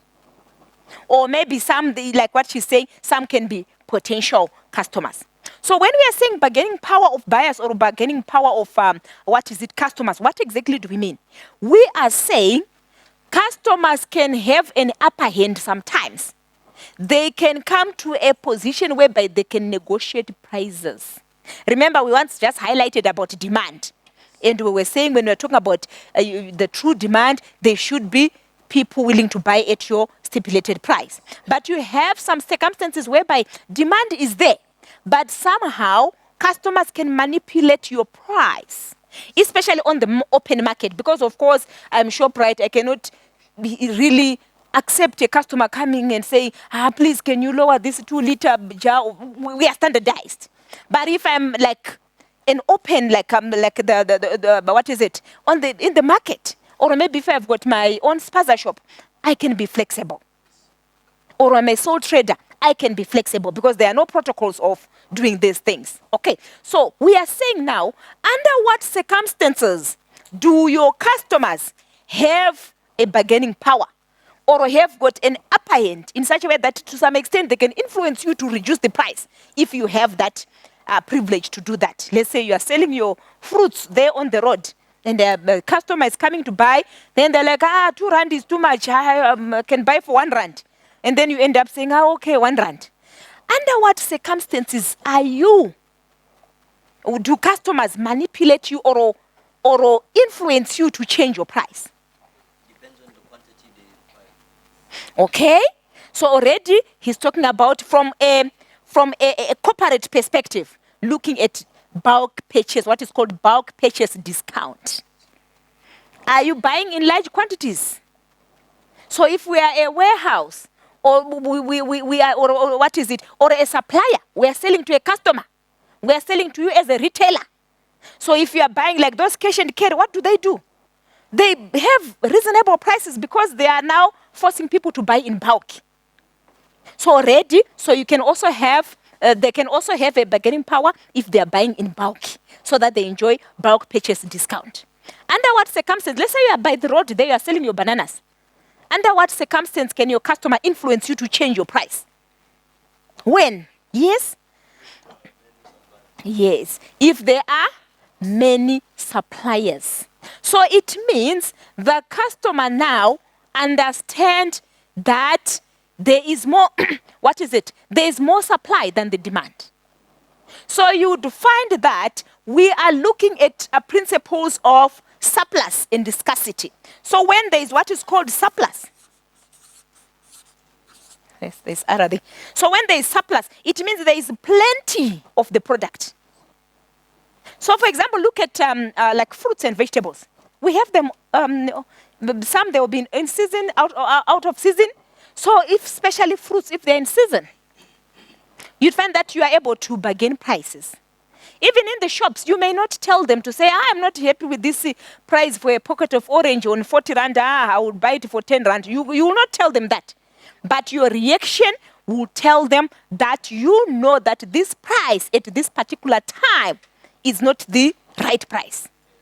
So it's issues of demand and supply. So already you'll be looking at the principles of economics. Demand and supply. How do these influence each other? So when there is a surplus, it means now, or when there is plenty of that particular product or service, it means now customer has got an upper hand to choose the price, or maybe to determine the price, or to negotiate price. Like for example, we're saying fruits, if they're in season, you are able to negotiate a price. If it's in the shops, you go in ShopRite, you say, 30 rand for this bag of orange. No, it should be 15 rand. But there will come a time whereby that same bag will be 60 rand, you still buy it. You are understanding the principles of demand and supply. So when there is surplus, a customer can have a bargaining power. And then when there are also many suppliers, it means now the customer has got so many options and they can go to the cheaper ones. Okay, so you need to understand your customers, you understand their needs, and understand when they have buying power, understand the number of suppliers, understand the seasons of the product, understand availability of the product, because it will inform the bargaining power of your customers. Then you know how best to react to that. And also understand principles of elasticity. Elasticity, we are looking at like stretching. How do customers respond to price? You'd find sometimes you just increase 1 cent, customers, they no longer buy. So understand the degree of elasticity. To what extent are my customers sensitive to price? So if they are very sensitive to price, it means you need also to be cautious. It means now you would rather work with other strategies rather than pricing strategy. You need to work very well. And then we have another bargaining power. Suppliers also have a bargaining power. Also have bargaining power of suppliers.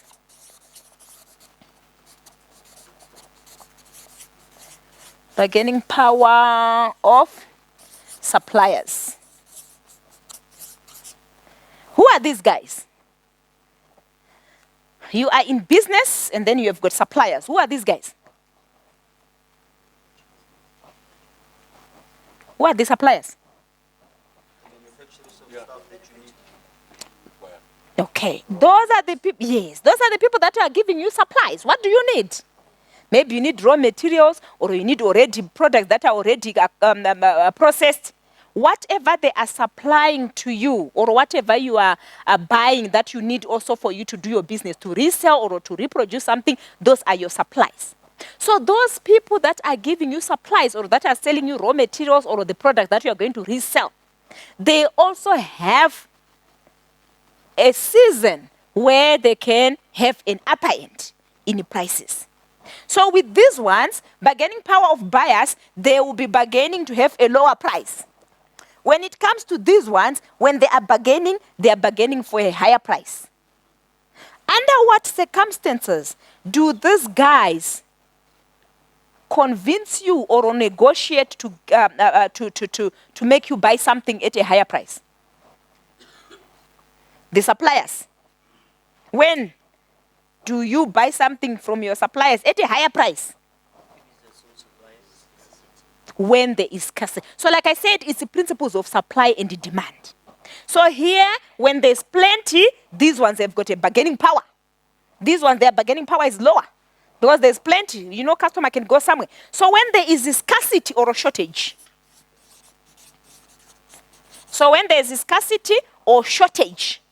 these ones have got an upper end. So it means now, that's why those monopolies, they have got a bargaining power, because they are the only ones that will be having the product or the service. So they are bound to charge higher prices. But that's where now you find in the instances of monopolies, you find that now the government comes into play and regulate the prices. Why are they doing that? It's protecting us. You'd find that normally those guys, they will be state-owned. And then to some extent, the government needs to intervene. Otherwise, those guys will take advantage. Their bargaining power will be very high because they are the sole providers. Look at ESCOM. If the government was not regulating, we could be paying really exorbitant, you know. But to some extent, as much as it is still expensive, but the government comes in to regulate. Are we clear? So these ones, they've got bargaining power if there's a shortage. So if there's shortage, we are talking about our oranges, they are not in season. You go now, that packet which was 30 rand, you find it 60. They will not tell you, buy this one, you will not find it anyway. Yourself, if you go now to the next shop, you find it same price or a little bit higher. You end up buying. So when there's scarcity. And then we have threats. We have got what is called the threat of new entrants. Who are these guys? Threat of new entrants. Who are these guys? New companies. Where are they? Where are these new companies? They are not yet there. So as a business, remember, new companies are always mushrooming. They are always coming. So you need to be aware, as you are doing your environmental scanning, you need to know that, remember, you are not the only one who has got this information of saying, I need to do environmental scanning. All other businesses are also aware that I need to be doing environmental scanning. I need to be understanding my environment. So it means now, other people, as you do business, they will be attracted maybe to do the same business. That's why you find now there is Coke. Then we have also some other drinks that are almost looking like Coke, but they're not Coke. They saw that there's a market for Coke. So they are having imitate products. So be aware that there will always be other competitors that can start mushrooming. You can say, I'm in the corporate business. No one can copy my strategies. Those strategies are not immune to be copied. Someone can come and copy them. So it's just wake-up call to say, people, they are also watching you. As much as you watch them, they are also watching you. And they are bound to come and also enter the market. So there is no market that you can say, ours is a special skill. Someone will also come with an imitate of that skill. So these are new guys on board. Why are they coming? They've seen an opportunity. Remember, they're looking at their SWOT. The SWOT will tell them opportunities and threat. So they've seen, there's an opportunity. Then they enter. They watch this space. They see people in and out of your shop. Then they're like, what is happening there? They find out what you are selling, which is bringing people. They also open. So that's how business works. Okay? And then we have what is called threat of substitute products.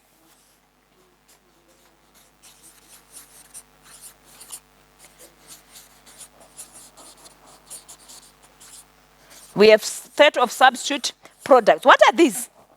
So it's threat of new entrants and threat of substitute products. What are substitute products? Substitute products. Like inferior, cheaper, Are they always inferior? most of the time. What are substitute products? It's like maybe you have a patent on something original, like a charger, for example, a Samsung charger. So you can still charge your phone with something else that's inferior to that of the original Samsung, but at a lower price. Is it always inferior? Not always inferior, but at a less cost. So what exactly is it? That's what I want to understand. What is a substitute? Sorry? What is it? It is manufactured by the new entrants Yeah, at a lower cost. in the market. But it serves the purpose. Yes. Now you are talking. It needs to be a product or a service that that performs the same function. Like the example that you used to say, a charger. Whether I use a Samsung or now a Xingzhong, but it's a charger. Are we clear? It's going to perform the same function. Like for example, ladies, you can allude to this. Long time ago, it was just your tablet of soap. You have your Protex, your Dove, your what. But what other things do we have now for washing ourselves, our face, our bodies? What other products do we have? Someone has seen that there's a loop. Then they're starting to bring these shower gels, there's a foam bath, there's a facial washers. These are substitute products. They are performing the same purpose. The function is to remove dirty. And they are also coming to remove dirty. So you'd find that substitute products, these are products or services that serve the same function. So like what somebody was saying, to say sometimes they are of inferior quality. It's not always the case. Yes, when they are imitated, sometimes they are of inferior, but it's not always the case. The bottom line is they should be able to perform the same function. But they're affordable. Even the inferior one, they are affordable. It depends now to say, I'm just ruling out to say, the substitute products are cheaper. Someone may actually be targeting a certain, a certain group of a market. Those who are also, remember we said there are other customers that are status quo oriented. So I may come with a product which is actually of higher quality. So it depends now, the connotation now of the quality depends now with the perceived value. But we are just saying the bottom line is those products that can come in the market that can serve the same purpose. That's why we are having now these energy drinks. Now we have dragon, what. There are so many. You are really, you are really confused. So it means the bottom line was somebody thought to say people get tired, they need energy. Then all other drinks that are coming also with the purpose of adding energy, they are also coming on board. Are we clear? So we need now to understand. So when we are looking at the issues, what are the key main issues? As much as you need to understand the model, which environment it works, and be able to explain the various elements, you need also to understand the dynamics of this, this model.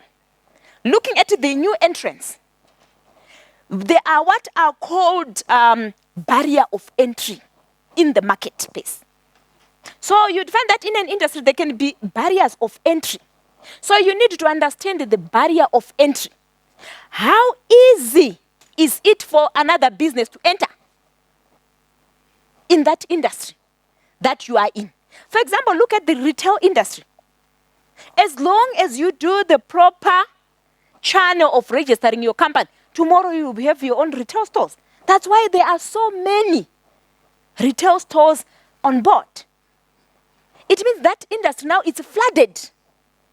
And people can still open more businesses in that space.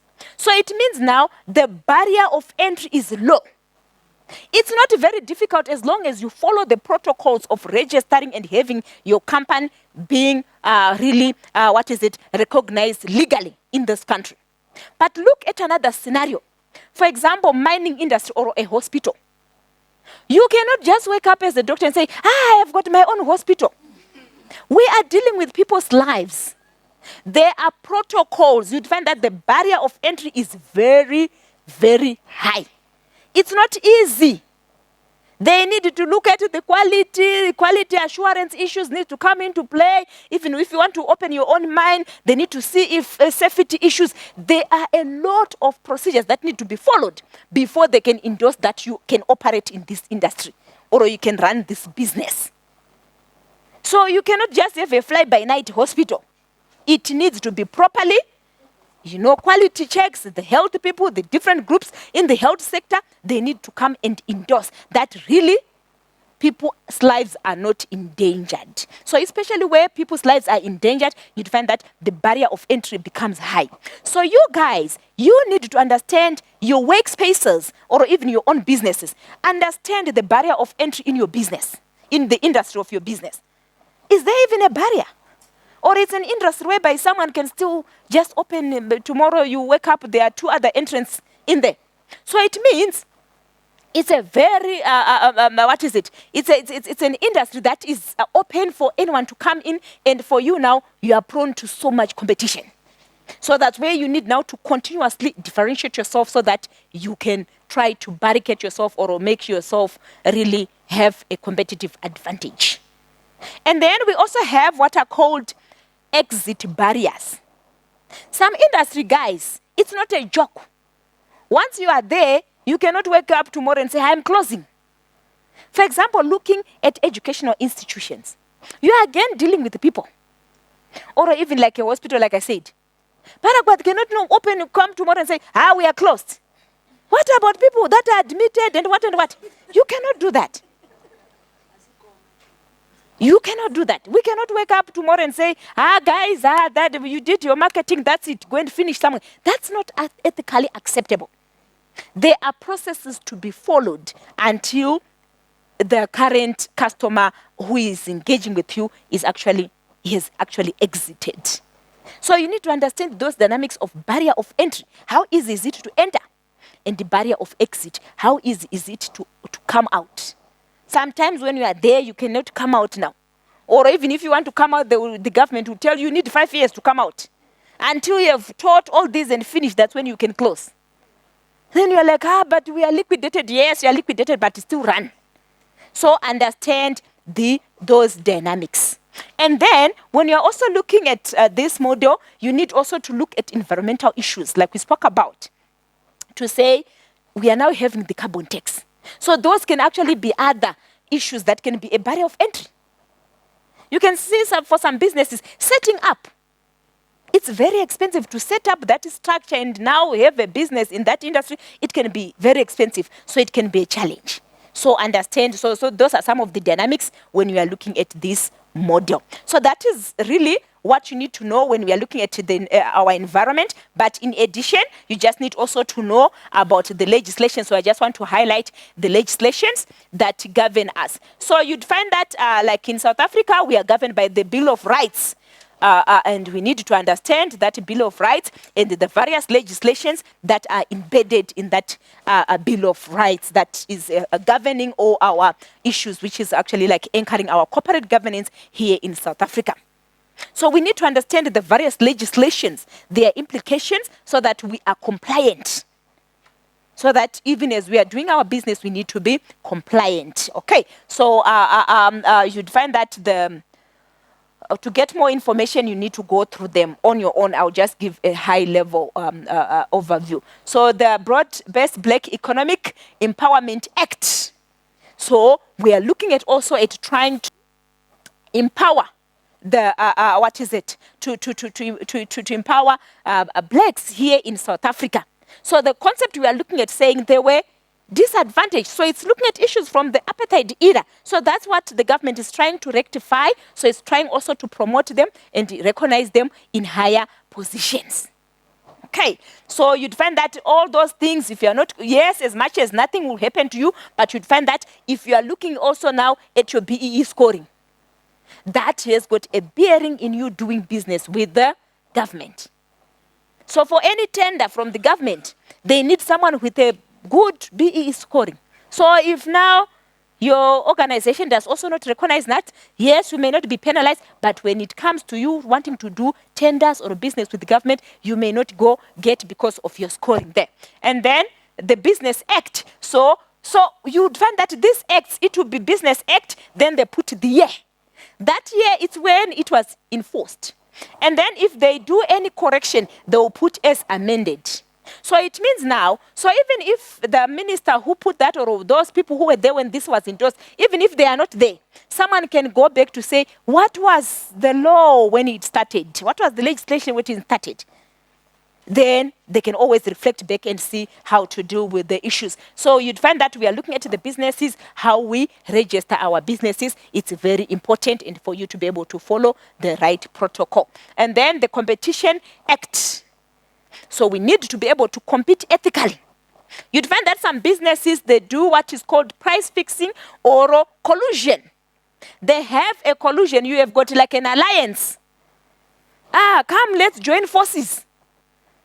What? Why are we joining forces? We join forces. We say, okay, from today onwards, we are going to sell product so and so at this price. What are you doing? You are trying to push someone out of business.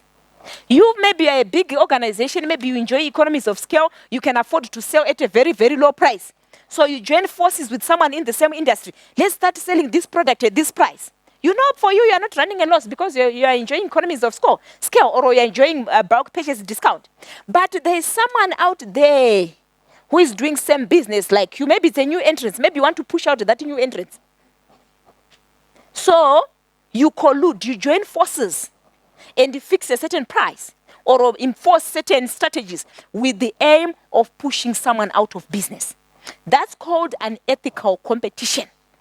And that business can actually report you and they can actually take you to court. Okay, and then they can actually be penalties that can be enforced if you are not competing ethically. Okay, and then the Consumer Protection Act, we have what are called consumerism.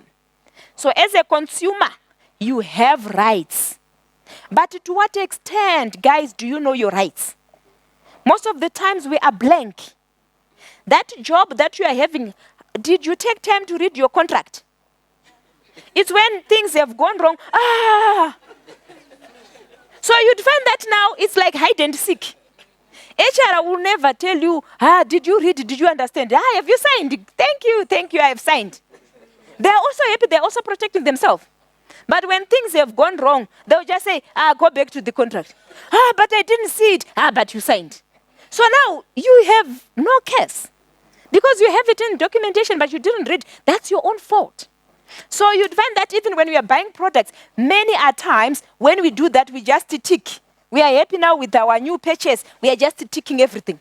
Yet we are giving them permission to use your details for other marketing purposes.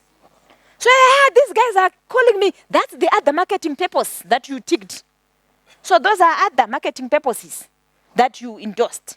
So of course, some companies are also not ethical. They just dish out our information without our permission. But many are times that we endorse without knowing that we have endorsed. So we need to know our rights. For example, it's a right for the consumer to say when they are buying a product to have all that information.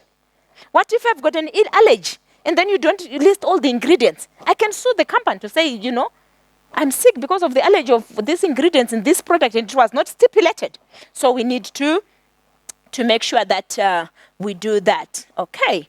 And then we also, so you'd find that if things go wrong, we also have some dispute bodies that help us to resolve our issues.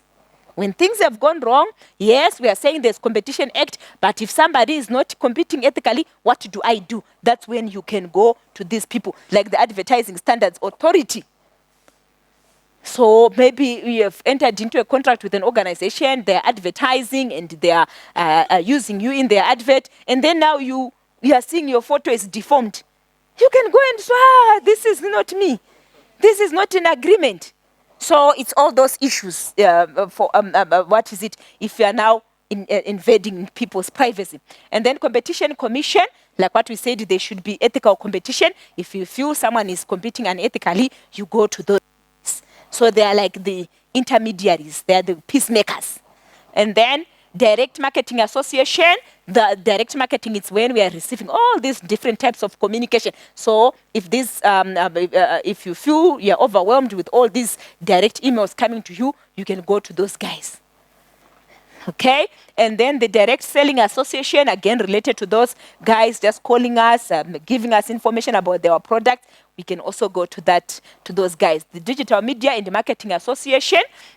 Again, it goes back to all the adverts and all the different information in the different media that is projected. And then the Ombudsman for marketing-related complaints and dispute resolution. Again, it's helping us in all our marketing areas. If you feel any strategy or any information that has been projected is actually violating your rights. So you'd find that we are saying these are the legislations. Then we are saying these are the guys who should help us. So if we have got this system in place, why is it not functioning? So it comes back now to ethical issues and implementation issues. To what extent? So if the government has stipulated this, so why is it not working?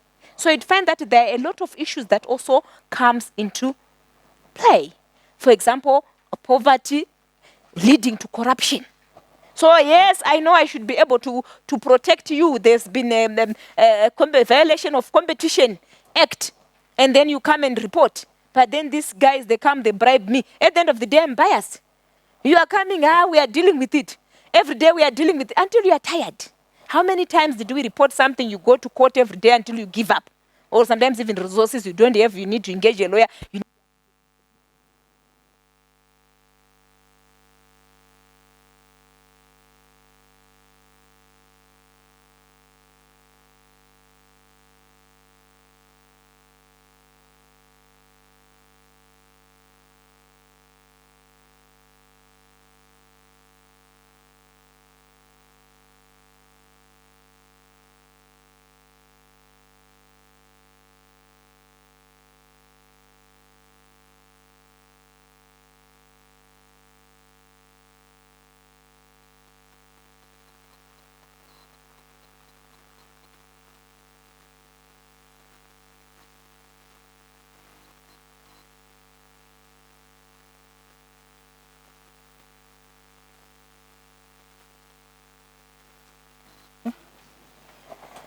So why are they failing these products?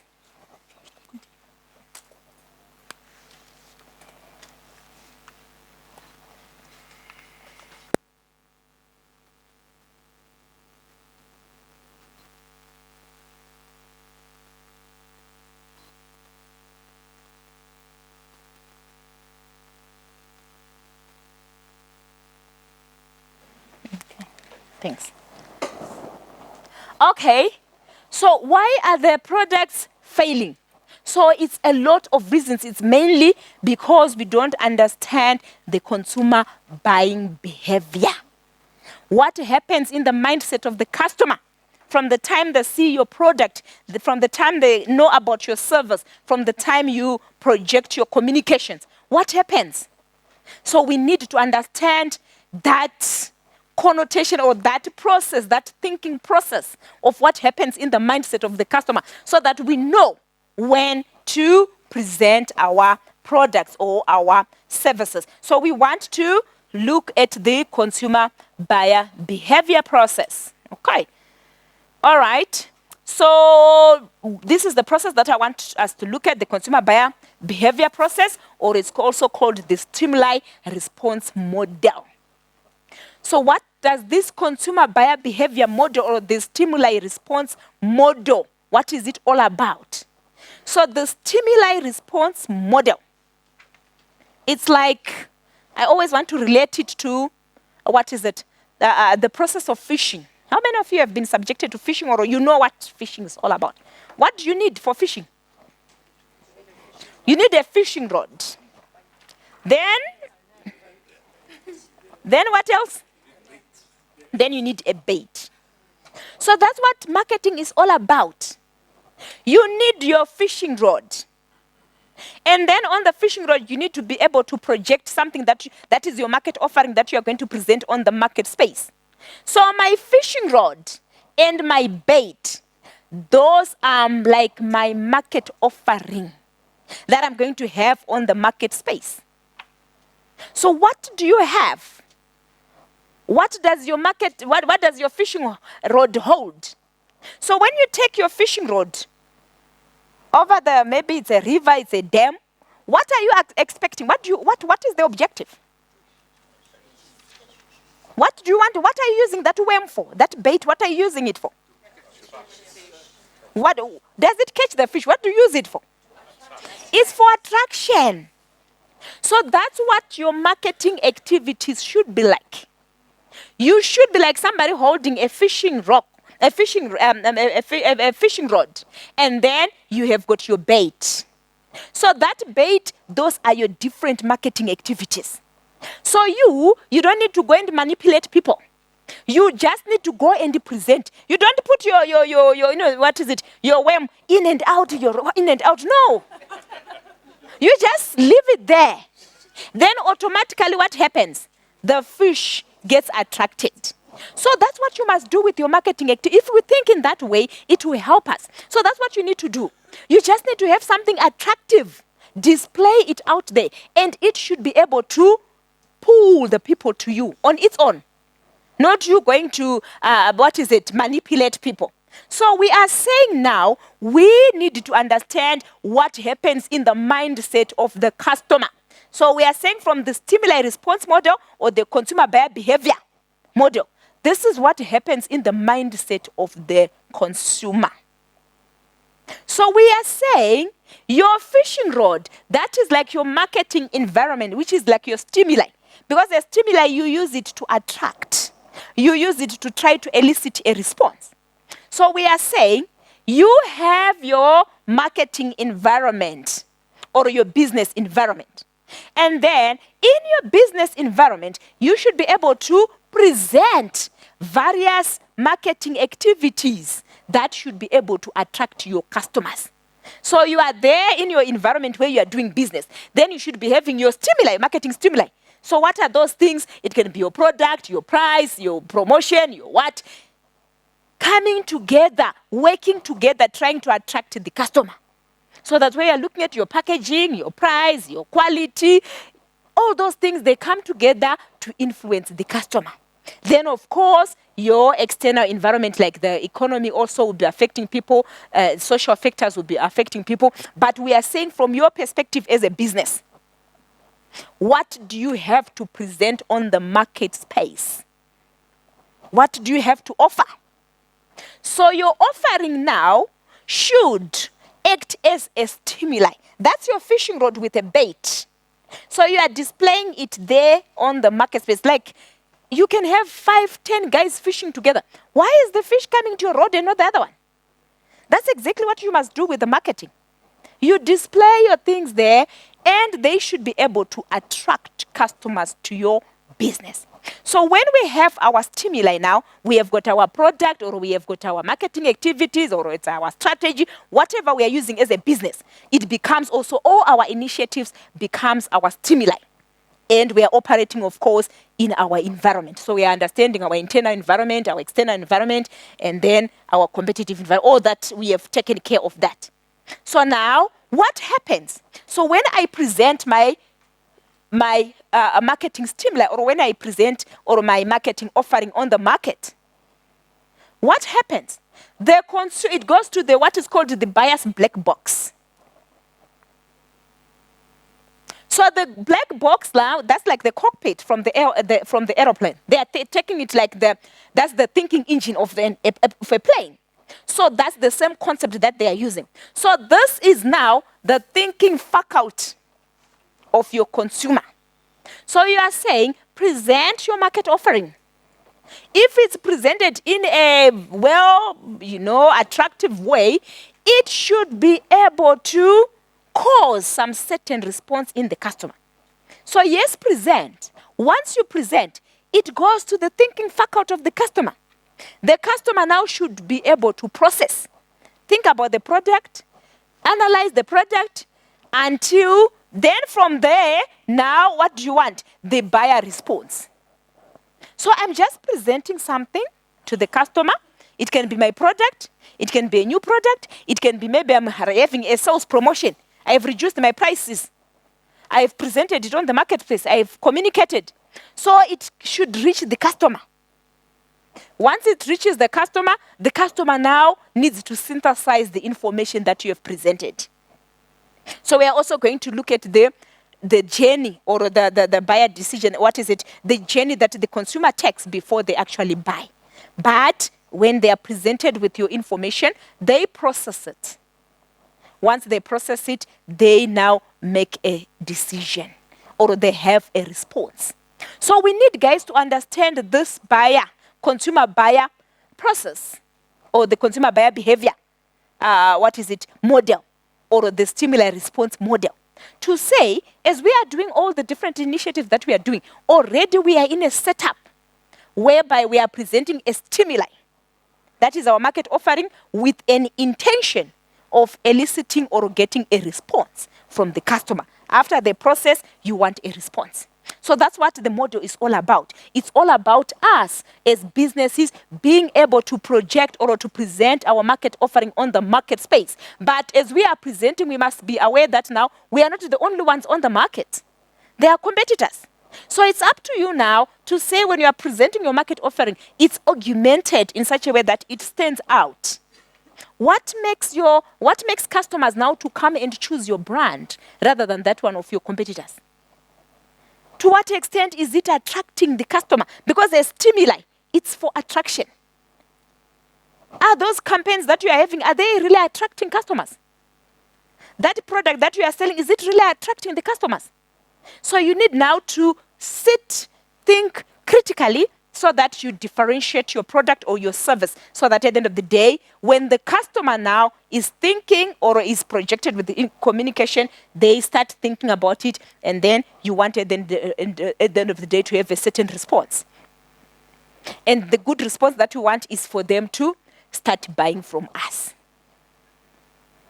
So that's the model. So that's what we are saying when we're looking at consumer buyer behavior. We are saying there is a process that consumers follow before they can buy. So we need to tap into that thinking capacity or thinking faculty of the customer. We need to understand, how do they think? How do they react to what we present? So that we try, by all means, to present something that is going to evoke the response that we want. So now, see, if you are doing product myopia or marketing myopia, you will be doing things amiss now. So everything you are doing, when it comes here now, it's not processed favorably, because they don't need it, because they were not involved. So we are just saying, in short, try to involve your customers, or try to present something that is going to attract the customers. Okay. All right. Sorry, you're not going to do the discussions. Let's also look at some of the characteristics or some of the factors that influence buying behavior of customers. What are some of the things that influences customers before they can buy? So we are looking at issues of cultural factors. So as much as I may present something very attractive on the market space, that's not enough. That's a miss. I need also to be speaking to the cultural dynamics of the individuals that I'm dealing with. Understand the culture of the people that you are dealing with. So the moment you are going to present something that does not fit with my culture, that's a mockery of my culture. So already I'm not going to be aligned, or I don't want to be aligned with your business. So understand the culture of the people so that you try to address or to meet, meet the needs of the customers. And then social factors. Understand the social factors of the customers. What are their perceptions? What is the level of their disposable income? Understand their buying patterns. Understand their social class.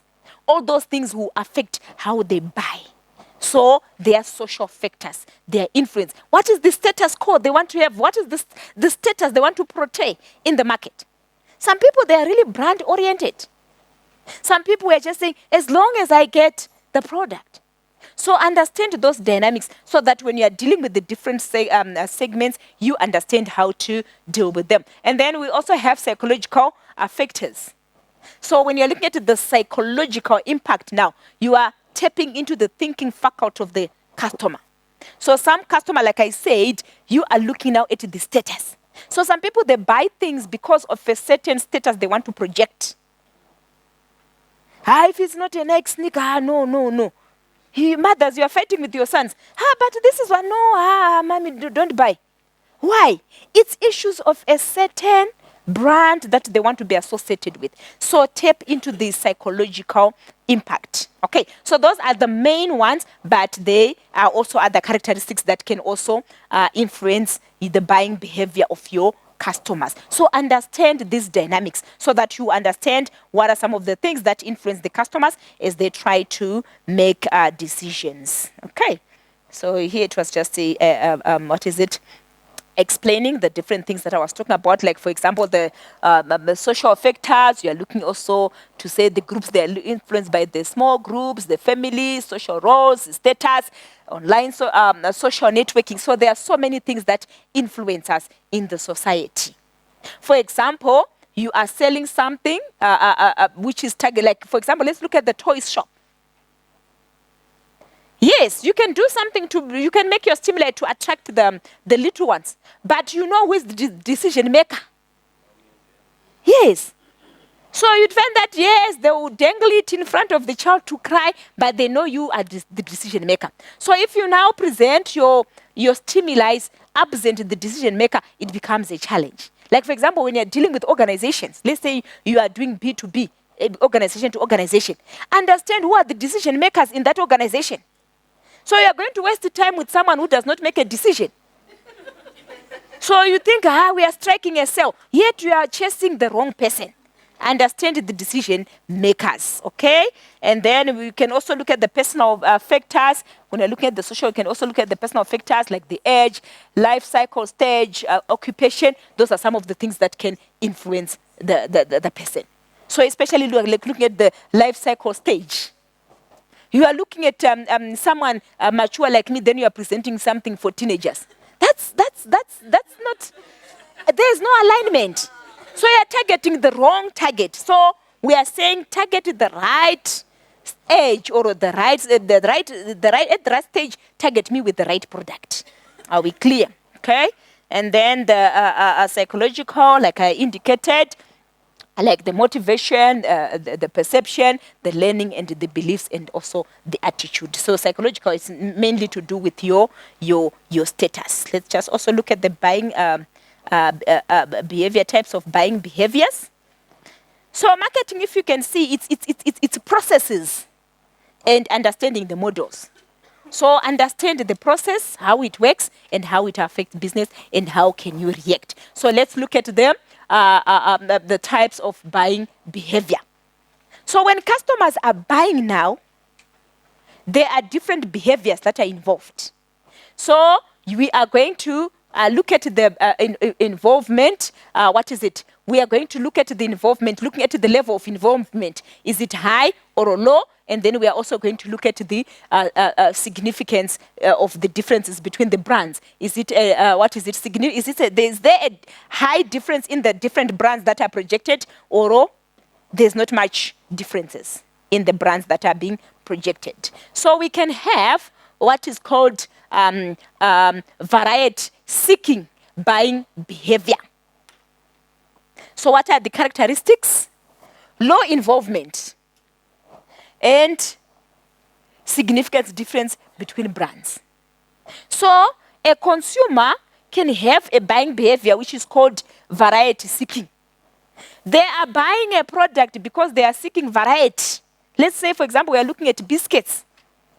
There are so many types of different biscuits that are there. Marie, so many. So a customer can buy Marie today and tomorrow buy it some more because they are seeking for variety. So it means now you need to understand why are they not buying this brand and buying that one.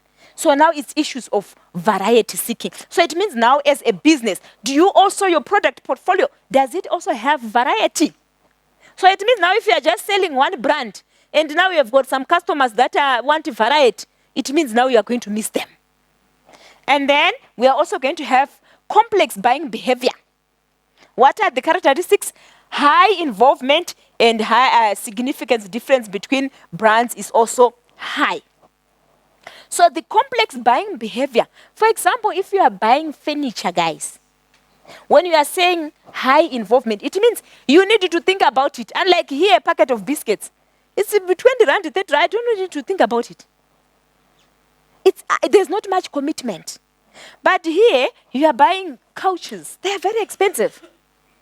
So you need to think, you are buying a car. You think about it, you plan. So now, it means now, and then there will be maybe a lot of varieties. There are different types of cars. So you need to understand to say, this customer is going to need more time. So it means now, speaking now to those in the sales force, you need to understand now this product. If it's expensive, it means now it's high involving. So it means now you need to understand that even the customer needs time to think. So the moment you are saying today, are you not buying? Are you not buying? You end up upsetting the customer now, because give them also the privilege to think, because now there's huge commitment because of monetary issues. Yes. Okay? And then the habitual buying behavior involvement is very low and few differences in the brands. Things are almost the same. There's no difference in the brands. So whether I buy brand A or brand B, it's more or less the same. So you'd find that, for example, sugar, it becomes now a habit or a loaf of bread. Why are you buying that brand and not the other one? It becomes a habit. So you'd find that with some customers now, these are now, they are like a loyal customer to that particular brand. So they start buying something because of a habit now. So you need to understand now what are the customers buying as a habitual habit, so that you always make sure that it's there on the shelf. So if you don't understand now which products are customers buying, let's say, for example, milk for tea, customers or for coffee, customers, they always buy it, and then they find it's not there. You put off the customers. So some things we buy for habit. And then we have the dissonance reducing buying behavior. So you'd find that a customer, once they buy, sometimes they go through what is called dissonance. You are uncomfortable. Why did I buy? Do I really need it? Should I read? That's when you start having now returns. They are coming, I don't need it anymore. It's too small. But you tried it. Why is it too small now? So we need now not to confuse customers. Like, for example, look at tiles, floor tiles. You'd find that sometimes now it's not, we need now to be well branded or have a certain brand or a certain status that we hope to reduce that dissonance, that discomfort. So if they buy, let's say, for example, they're buying tiles, if they buy their house tiles, they should be able to be happy with them. They should be differentiated from the other ones. so that they don't go tomorrow now they're digging them off. I need another. No. So your products should try to reduce that discomfort for the customer. They must give customers surety. So we are also looking at issues of quality so that at the end of the day, the customers are happy. So all these buying behaviors, we need to understand them. So we need to understand the consumer buying behavior or that stimuli response model to say, how do they buy? So where do I come in as a business? It means I have something to present on the market space that should be attractive so that the customer can think about it, so that the customer can, at the end of the day, make a decision to buy from us. And then I need to understand the various buying behaviors that are involved. So these were just the notes to that. I'll send these to you guys. Okay. And then we are looking at the buyer decision process. So that was the consumer buying behavior or the stimuli response model. We also have the buying behavior process. This is the process now, what is it? The buyer decision process now that the customer undergoes before they buy. Yes, I have my stimuli response. I have presented my stimuli in a way that can attract the customer. That is not good enough. I need to understand the process that takes place. Remember in that black box where we said that's the thinking faculty. Yes, I have presented my stimuli. Then I want the customer to think about it and make a decision. So these are the things that are going on in the mindset of the customer in that black box. So it means now, before a customer can sit down and decide to buy from you, they need to go through a decision process. So it means now the first step is the need recognition. The customer must really acknowledge that I need this product or I need this service. So it means now, when we are looking now at our stimuli response model or the consumer buyer behavior model, that one, it means now when the customer now, for them, of course, sometimes they evaluate because from their own perspective that they need something. But it's also homework to us as business to say, do we have sufficient communication out there so that the customer, because sometimes you'd find that they end up buying something which they didn't need. That's why at the point of sales, like in the stores, that's why at the point of sale, they always have like chocolates, what are they doing? They always know that there is impulse shopping. Something you didn't plan to buy. So if your communication is also out there, it can help the consumer to make a decision. So there is need recognition. Your customer should identify that they need something. So that needing or that want. So even when it's your want, they must acknowledge that I want or I need something. And then from there, then information search. Oh, I need a car. Maybe my car was giving me problems. Maybe there's a certain other model that I need. Or maybe I didn't have a car. I think now I've got a little saving. Or maybe I think my salary can make me afford to get a little something. So I need a car. So I have realized there's a need. I need a car. So once I decide that I need a car, I need now to go to the second step for searching information. So remember now looking at that buyer behavior, what is it? The different buyer behaviors that the customers have to say, is it a beach call, is it what? So that comes to the customer now. What kind of buying behavior is there? Is it going to be a habitual? Is it going to be a complex buying behavior? So now if it's a car, it means a complex buying behavior. So the customer goes to search for information. So when the customer is searching for information, are you also out there so that the customer can know about you and also buy from you? So need recognition, homework to us as businesses is communication out there about our brands, about our businesses, about our companies, about our products. So that when the customers are looking for information, they can find it. And then from there, then they do evaluation of alternatives. So if they've searched information, that's not enough for the customer. They will start now evaluating. Okay, I need a laptop. Okay, there's Toshiba, there's Acer, there's what. They have all that information. They've got that information. Now they will zero down now to choosing. So which one can I get? Which one? So they are speculating. So we are saying when your market offering is being examined at that stage where customers are trying to choose which one to buy, how competitive is it? Is it also, being recognized? Is it also being considered to be bought?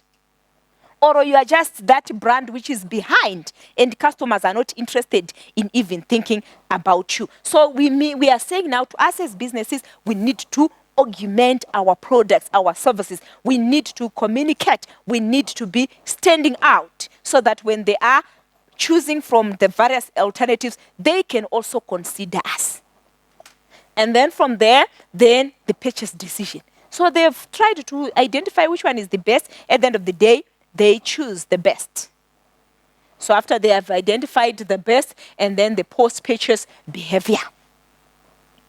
So yes, they've bought the product. That's not the end of the story. There are also other behaviors that happen.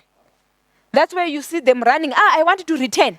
So there are certain other issues that happens even after the purchase. So we need also to manage that.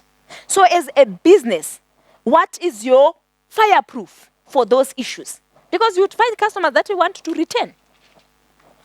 And you'd find that also from the South African's perspective, looking at the consumerism, they have a right, the return policy is there. They have a right to return if it's within the stipulated return period. How are you going to react to that? And then you'd find that for some products or some services, for example, we are looking at it from an IT's perspective. Maybe you've installed a software for a certain organization. So when you're looking at the post-purchase behavior, what are you going to do now as a business to support them? Like, for example, if it's IT, you've installed a software. Are you there as a business to support them? Are you there to train them? Are you there to launch the software? Are you there to walk the journey with them, guiding them? Are you giving them backup service? So to what extent are you giving your customers backup? To what extent? Yes, we cannot be calling everyone, are you happy with the product? A loaf of bread, are you happy? No, that's not feasible. We are looking at our big clients, our big loyal clients. Are you also taking time to service them so that they continue wanting to do business with you, so that they feel special? It's all about making your customers feel special. That's what actually makes them to want to continue being with you. Some of you guys, your customers are with you because they've got no choice. Maybe the other competitors are very far, or your price is better, but your servicing is bad. So we need to improve because customers are really exposed to a lot of information, and anytime they can just pack their bags and go to your competitors. Are we clear? So we need to understand that process that the consumer goes through. So those are the main issues that we need to understand, to say, how does the customer think?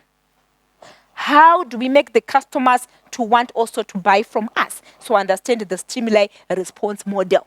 Understand how the customers think. Understand their buying behaviors so that you know how to react. Understand the decision process that takes place in their mind before they actually buy. Okay? I just also added something, the adoption process for a new product. So starting to adopt now a product, it's from the point that the customer knows about your product to the point when they start using it. So when they have adopted your product now, it means now they are not just happy about knowing it. They are also starting to use it. So you need to close that gap so that it's not prolonged to say, people are aware of our product. So what? You want them to usher them to the point where they start using the product. Yes, awareness is good. It increases our market share, but it helps to increase our, our visibility and the number of people that our database, but that's not enough. We need to increase our market share. We need to increase the number of users. So we need to understand the adoption process from the time the customer knows about your product until they start using it. They start using it, that's the most important thing. So we are saying these are the steps. 1, awareness. So are you creating enough awareness for customers to know about your product? Are you communicating? Are you out there? Then from there, interest. So when you have communicated, customers, they start to know about you. You should actually help the customers now to have interest in your product. Being aware about you is not good enough. Try to generate interest. So you'd find that when we are doing, when we are looking at the communication, you'd find that we communicate for different reasons. For example, we have what is called the AIDA model. So we can communicate for these reasons. So awareness, for interest, to generate interest, to generate desire, then for action. So these are some of the reasons why we communicate. I want them to be aware. That's good, but that's not enough. You want this interest, this awareness now to be turned into an interest. Make them to be interested. And then you try that interest to take it a little bit higher. They feel like they cannot do without it. They have a desire. And then action, they buy. So we are saying, yes, they should be aware, but they should be interested. So once they are interested enough, then they start evaluating. So it goes like to the decision, buyer behavior, the decision-making process. Then they start evaluating. So if they show interest, then they start evaluating from the alternatives. And then they do trial. And then adoption, they start using. So trial, you'd find that for some products and services, they can have what is called, they have triability. So what do we mean by triability? You give your customers a chance to try your product or your service before they actually start using it officially. So how or what do you have in forms of triability for your customers? Because when trying, that will give the customers, an experience. Remember, I spoke about experience marketing, experiential marketing. So it gives them an experience of your product, which can make them to want using it. For example, if you're buying a car, that's why they give you a drive test. It's giving you an experience. Oh, how does it feel? The seats, the what, how does it feel? So you are having an experience which can actually help you to make a decision. Of course, some products, they cannot work like that. I cannot just have, I have got baked beans. Come and try. Do you like them? Otherwise, you run out of business. But you'd find that now as businesses, when we have got new products, I think you have seen those merchandisers sometimes in the shop, they are promoting products. Maybe there's even new butter, they're giving you to try, new snacks, they're giving you to test. So it's called triability. You are giving the opportunity to try before the official use. So already it's like your bait. And then adoption, they officially start using it. Okay. All right. So basically, that's what chapter 3 is all about, and those are the main issues. Now let's quickly look at the competitor analysis. Competitor analysis. So when we are looking at competitor analysis, guys, remember we said we have got 3 types of environments. Can you remind me those 3 types of environments? Market, micro, and macro. Okay. And then we said the micro, which instrument do we use to measure it? The SWOT analysis. And then the macro, the PESTEL. And then the market, Porter's 5 forces. So you'd find that when you are talking about competitor analysis, already it's like you are speaking to the Porter's 5 forces, because remember I said the market environment is also called competitive environment. So it's important. Now remember we said when you're looking at the Porter's 5 forces, we said there are those that are called competitive rival. They are already in business with you. You don't need to think about them. Checkers, ShopRite is already there. So these are the guys that we are interested in. The ones that are already in business with me.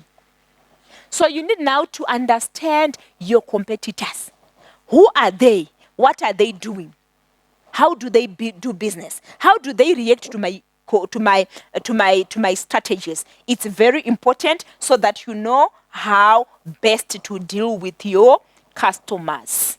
Otherwise, if you don't know them, they will overtake you. So let's look at the steps in analyzing our competitors.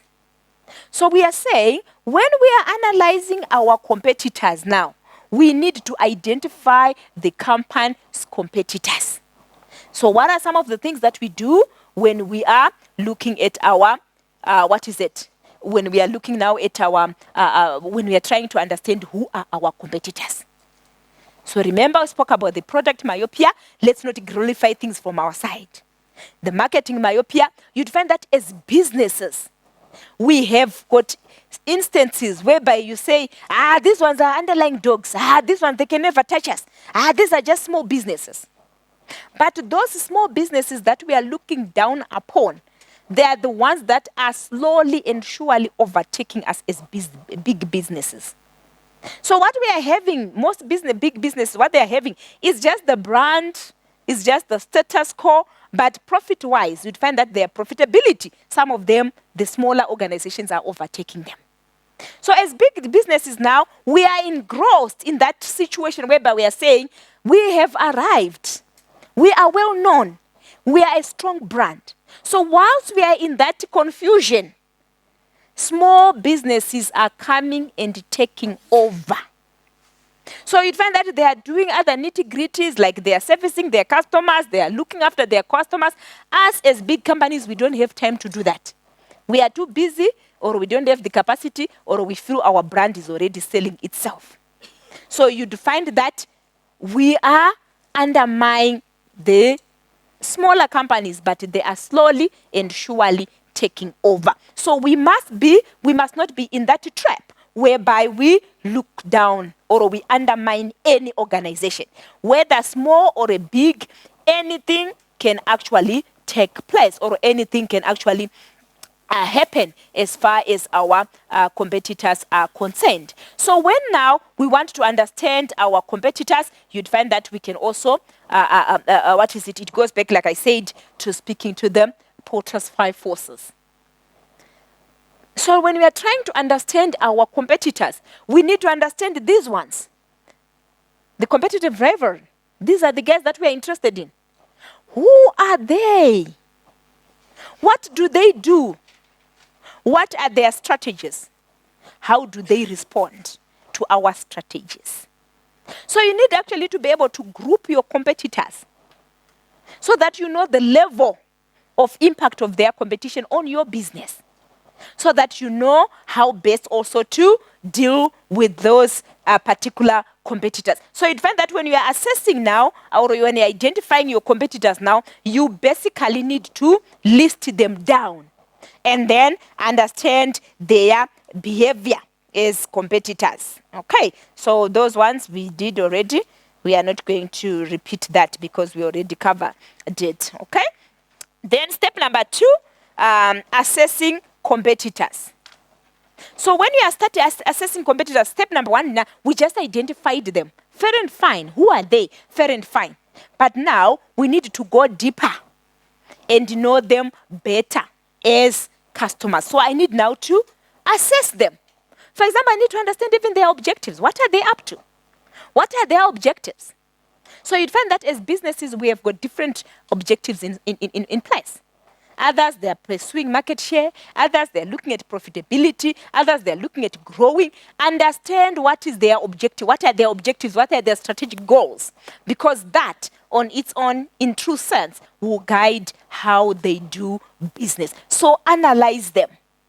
So you'd find that we are saying some of the objectives could be for profitability, so this is like their cash flow, their market share, leadership in technology. Understand what do they stand for as a business, because what they stand for will always influence how they react or their behavior. Okay? All right. Let's go to the next one in assessing your competitors. Okay, So we can have the framework for analyzing your competitors. So this can be a framework that you can use when you want to really understand their competitors. So you need to understand their target market. So you are trying to get a deeper underlying meaning about them. You're trying to get an insight about your customers, about your competitors.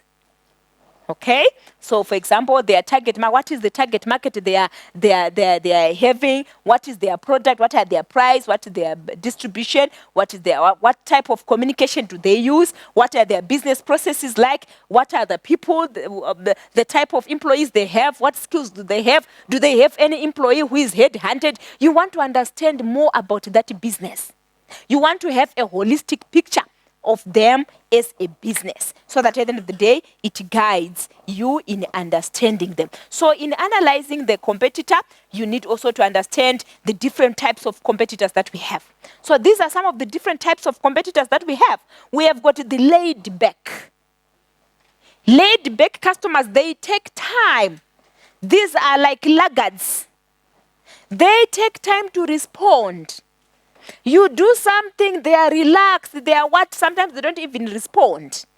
So you need to know now to say, what kind of competitor am I dealing with? Are they laid back? They don't respond, they ignore, it's like they're not seeing, or they, know them so that you know how to also work with them. Then we have got the selective.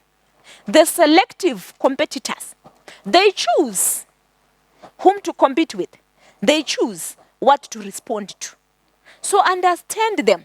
So if you identify that this competitor, these are our competitor, start grouping them now. Who are the laid backs?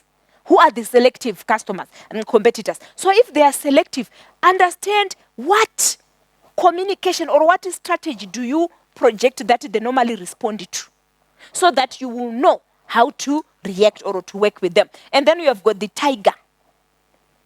Those ones, they don't want to be insulted. And it's tit for tat. What you do, they automatically also do it. You reduce price, they also reduce price. So who are the tigers? And how do you respond to them? So those ones, the tigers, you'd find that they keep you restless.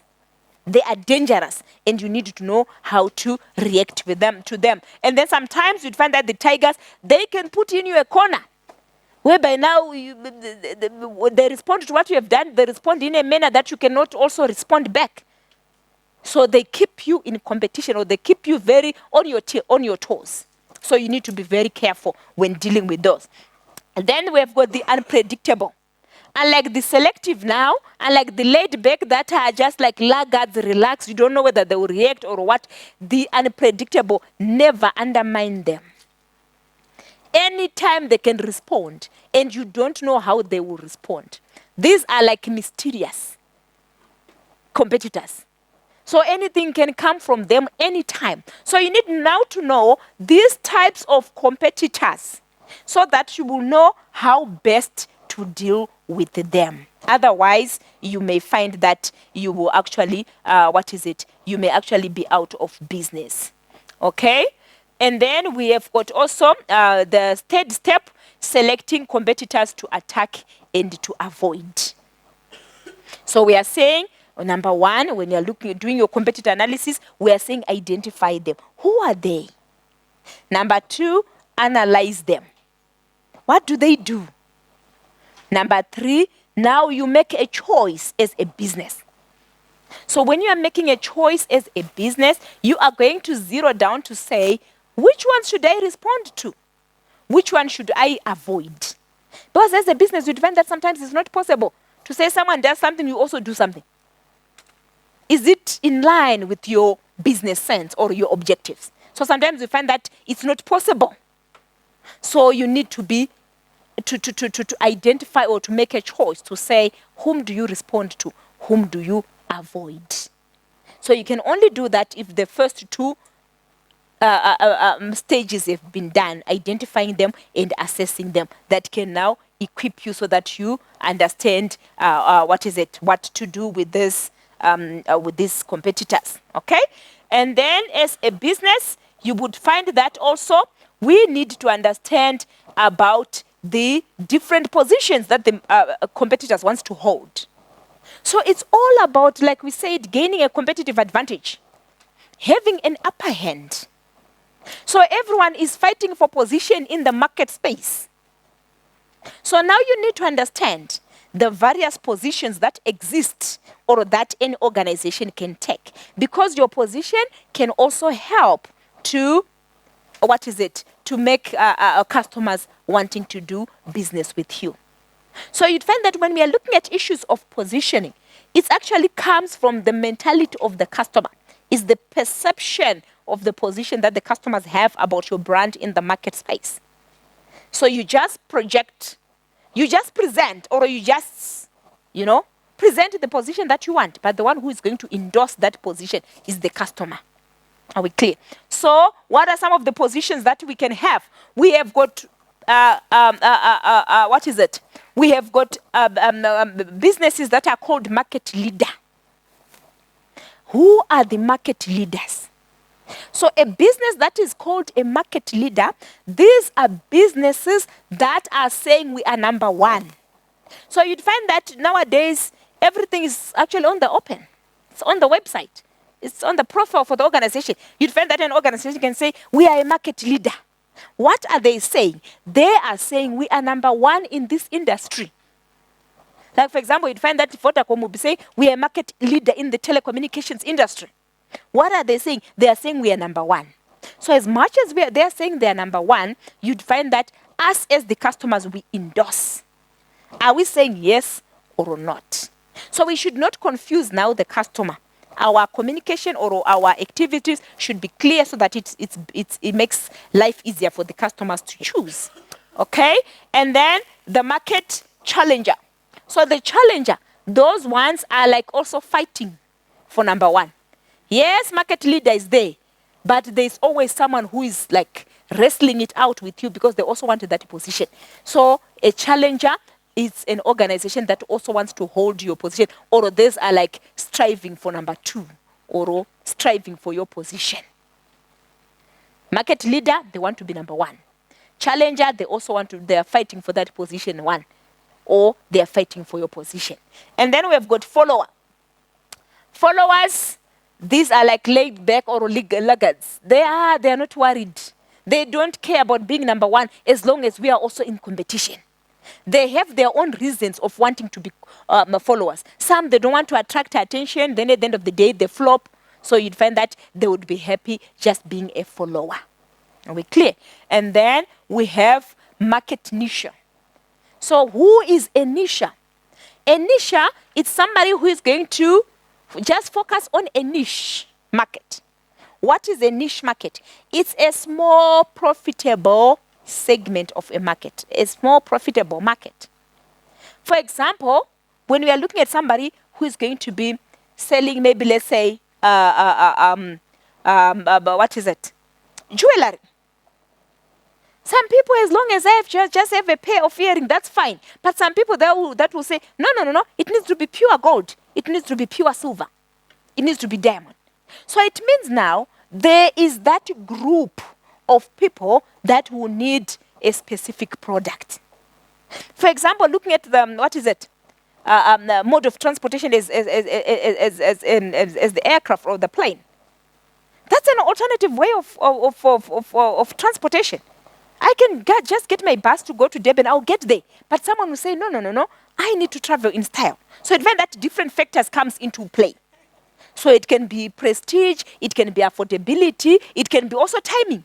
So yes, as much as I can drive there, maybe because of time, I see that it's cost effective, maybe from the business perspective, to say rather somebody quickly fly there so that they can come back the same day. So it's a lot of issues why we do that, but we also have niche marketers. You are focusing on a certain segment. And that segment, why are you focused? So it's a small, profitable market. Why are you focusing on that? Why are you identifying that small market? You have seen that it's profitable. You have seen that there is potential. And it's not for everyone. Normally, a niche, normally they are looking at exclusive products that can be maybe on the higher end, and there is a certain segment that you can focus on. But it's not always the case to say it needs to be very innovative products, very expensive products. Sometimes you can be a niche because you are just introducing a new product. So I'm introducing a new product or I'm a new business. I want to reduce my risks. I just don't want to start going large in the entire South African market. What if the business flops? So I can start with a small market so that I start to gather momentum before I can fully commercialize. But true sense, normally you'd find that they're looking at that small profitable market. But we are also saying someone can also be a niche because they are new in the market or they've got a new product, so they are trying to reduce their risks. But in true sense, you'd find that mainly they are selling exclusive products and there's a certain segment that they are looking at and they believe the segment is willing to pay high price. Are we clear? Okay, so those are the different types of positions that we can have in the market space. Okay, and then, so that's it in that chapter. And then let's look at our last chapter that we want to do today. Then the other 5 we do next week. So I find that if you can see the way I'm facilitating, I'm just focusing on the key main issues. So you should be able to pick out now to say, in this chapter, what are the key elements and how do I approach the chapter? How do I study? So that's what I said. When you finish, later on, you read, you do what, you do all your somersaults, your what, you are well and dry. You should just be able to sit down, look at your learning outcomes. And start just learning from there. Oh, okay, I understand consumer buying behavior. What are the things here? You should be able to do what I was doing here if you have studied properly. But if you haven't studied now, there are panic attacks. You come in the exams, people are, I'm sick. People, they are rushed to hospital. That's not nice. You should be responsible.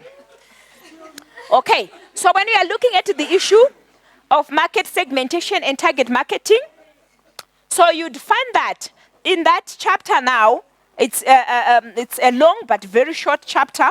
So when you're looking at that chapter now, so you'd find that as a business, you do what is called STDP. So S is for segmentation.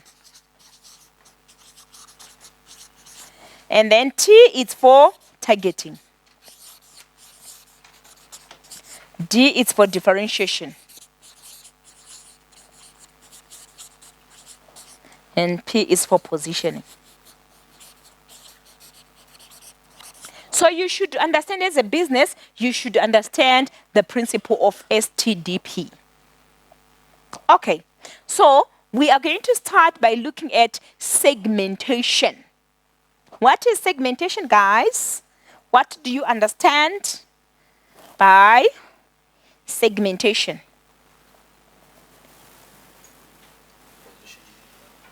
Sorry? Positioning yourself. Segmentation, what are you doing as a business?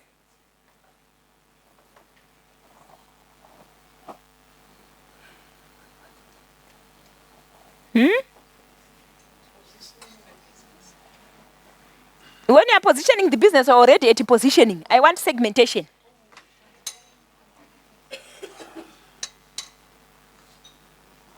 Segmentation.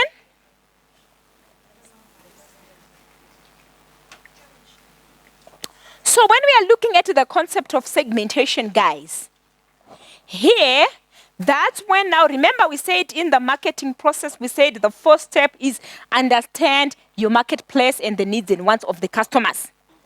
That is the first step in the marketing process.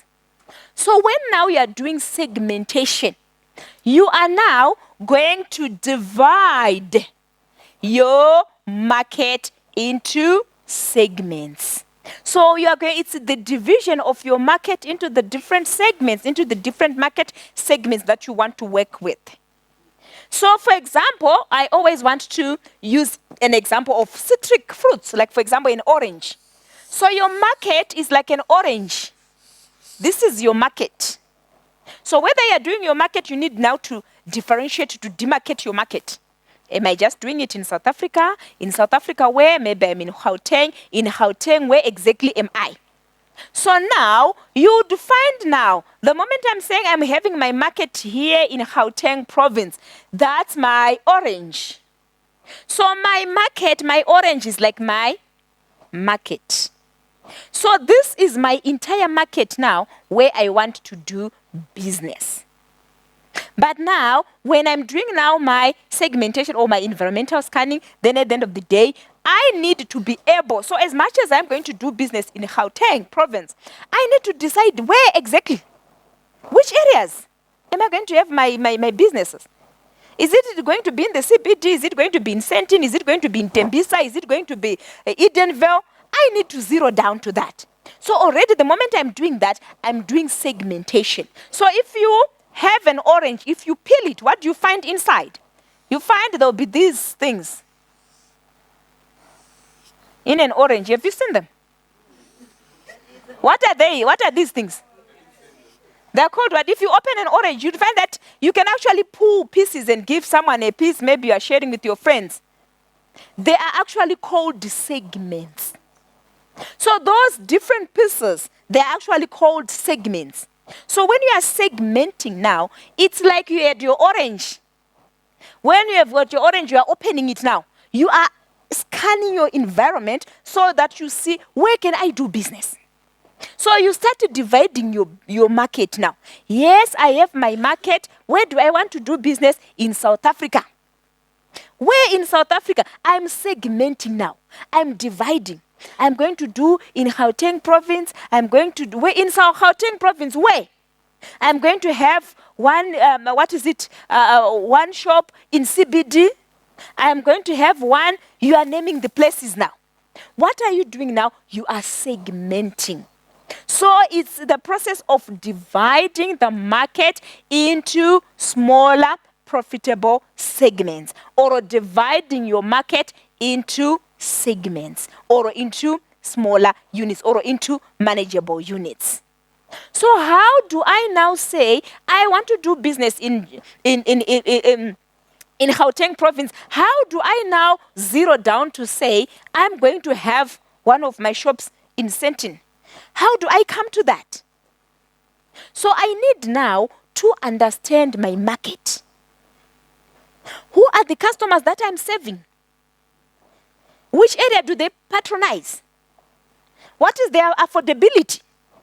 What do they like? So I'm trying now to understand my customers. I'm trying now to understand their needs, their wants, so that I meet them halfway, so that I meet the needs and wants of my customers. So when I am doing segmentation now, I am going to divide my market into smaller segments, or into smaller units. Rather than just saying I'm doing in South Africa, I will now demarcate to say in South Africa, I'll be in Cape Town, I'll be where. So Cape Town already is my segment.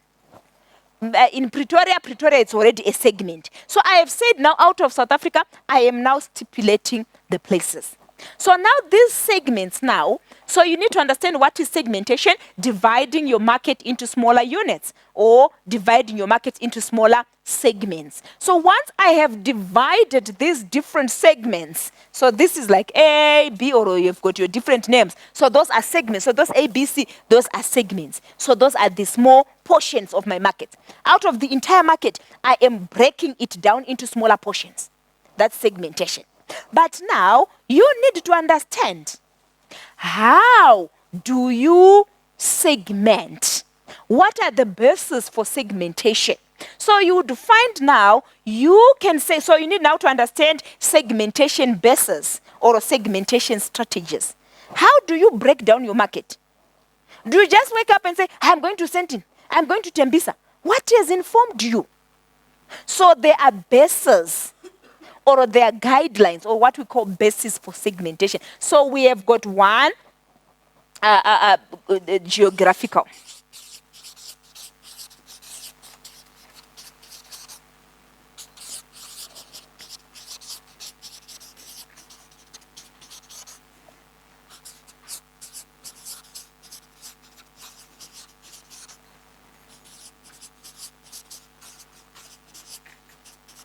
So these are the main bases for dividing our market. Yes, segmentation, I'm going to divide my market into smaller units. But how do I divide my market? I need guiding principles. So what are the principles that can guide me? I can divide my market like I was talking of different areas. When you divide your market according to the different areas, you have used a geographical segmentation base. Yes. Is that division only based on the location, but it can also be based on the services? So to speak? Like for example, the company, let's say, the graphic design company, for instance. So you'd find that now you are going to finer details when you're looking at mainly, especially from the, to B2B industry. So this one you'd find that mainly we are looking at B2C, business to consumer. Yeah, so I'm saying is it only based on the That's what I'm saying. You'd find that this one is mainly projecting, looking at from the consumer side. You also you see that when you're at BBA2, you are also looking at from the B2B side. So when you are looking also as from business to business, you can also segment according to the usage. You can also segment according to their business processes. So you'd find that now we are segmenting according to the businesses. This one you'd find that mainly it's looking at segmenting the customer. The customer segment or this customer market. Yes. So thanks for that clarification. You'd find that you speak to that when you're looking at BBA2 to say we also go further to say from the industries, we look also at their usage, what they are doing, their processes. We are looking at the business. So here it's B2C. First year you'd find that you are mainly doing B2C, business to consumer.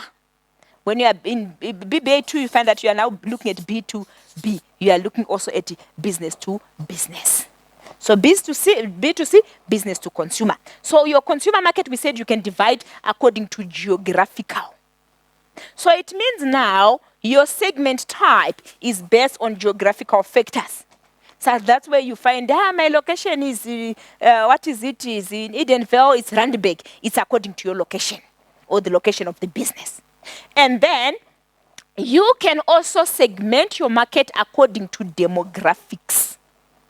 So how do I divide my market now when I'm dividing it according to demographics? According to demographics, I am looking at the characteristics of the human beings involved or my customers involved.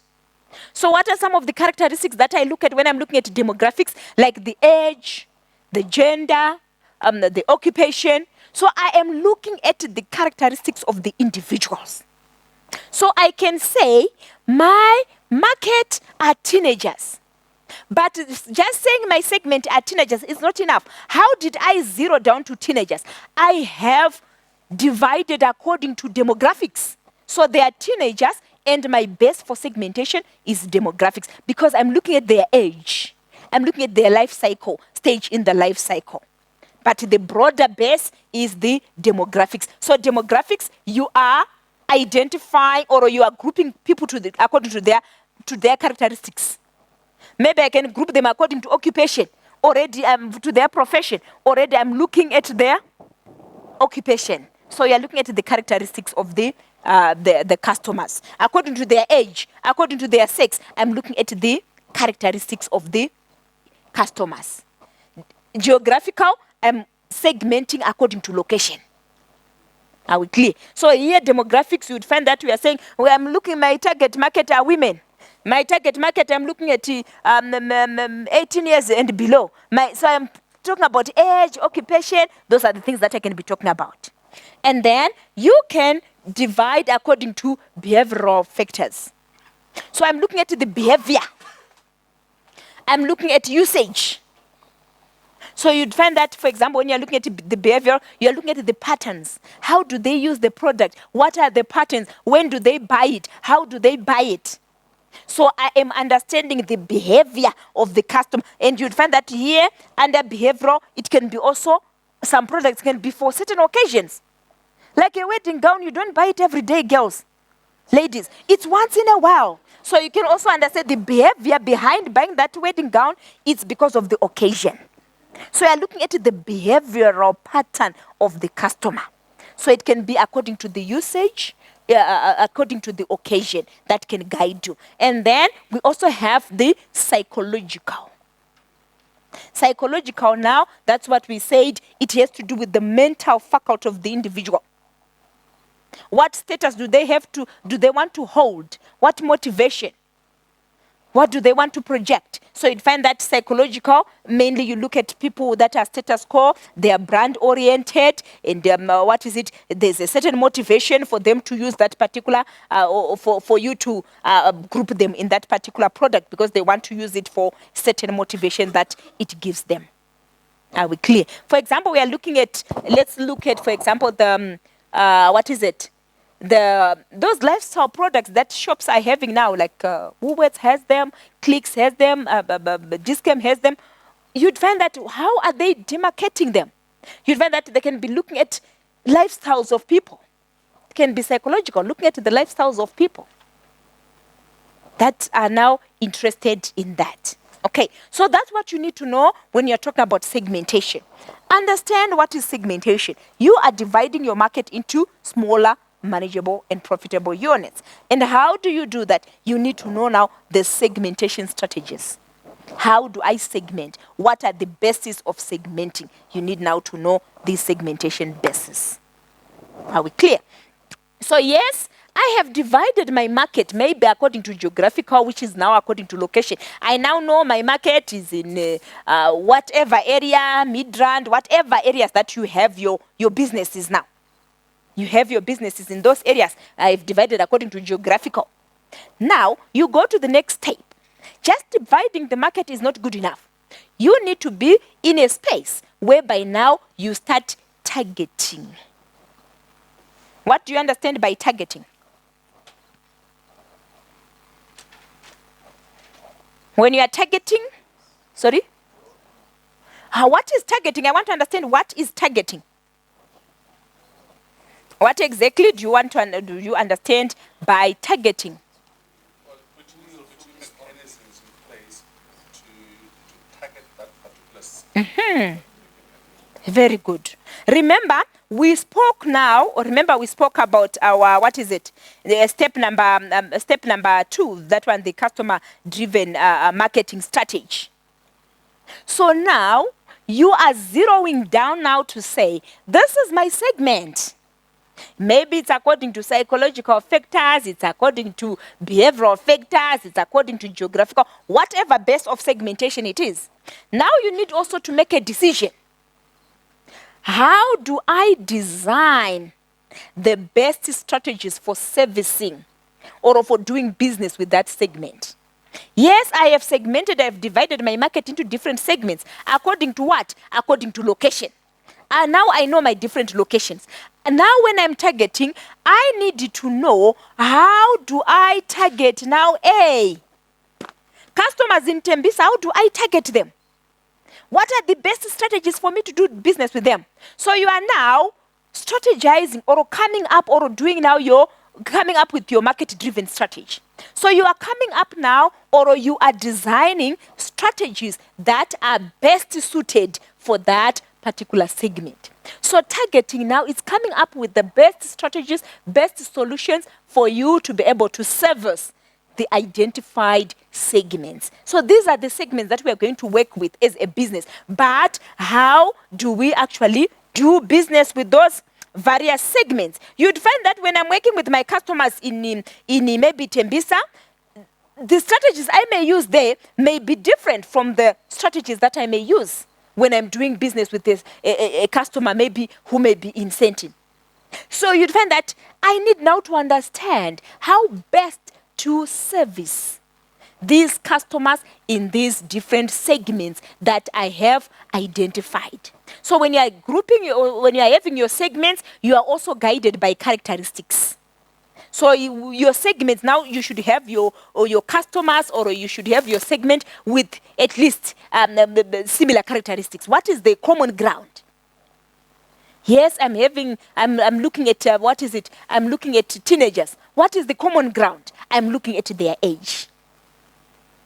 My target market, maybe it's facial products. I'm targeting women. What is the common ground? I'm looking at the gender. They are female. They are women. So you need now to understand the characteristic that you are working with. And when you are targeting now, you are now zeroing down to coming up with the best strategies of working with that particular segment that you want to work with. So when we are targeting, we are saying you need to understand now to say which consumers are you working with? Who are they? And how best do we service them? So that, yes, I understand these are my customers or this is my segment. So when I'm targeting now, I need to know who are they and what do they need and how best to do business with them. So at the end of the day, I am going to have what is good. I'm going to now need to have strategies that are suitable for that particular segment. Okay, that's our targeting. And also just looking at the segment before I forget, you need also to think about the characteristics of a good segment.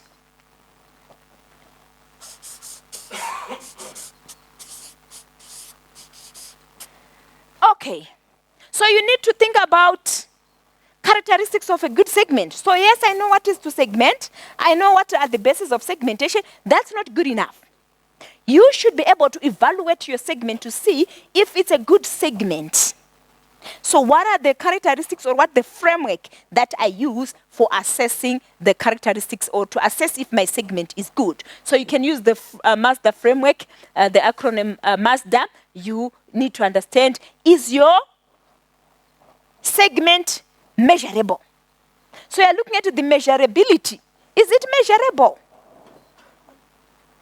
Are you able to measure your segment? So you cannot just say, I have got a segment. Are you able to quantify it? Or even if you're not maybe able to quantify it, are you able to measure the segment? So measurability, it should be measurable. And then you are looking at accessibility. I have got my segment. There I can do business. Where are you going to do business? In Mozambique. How are you going to go there? I will see, but there's a market. So you need now to be realistic. Is it accessible?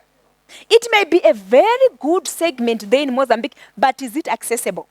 You'd find that by the time you get to Mozambique and what, there's no profit.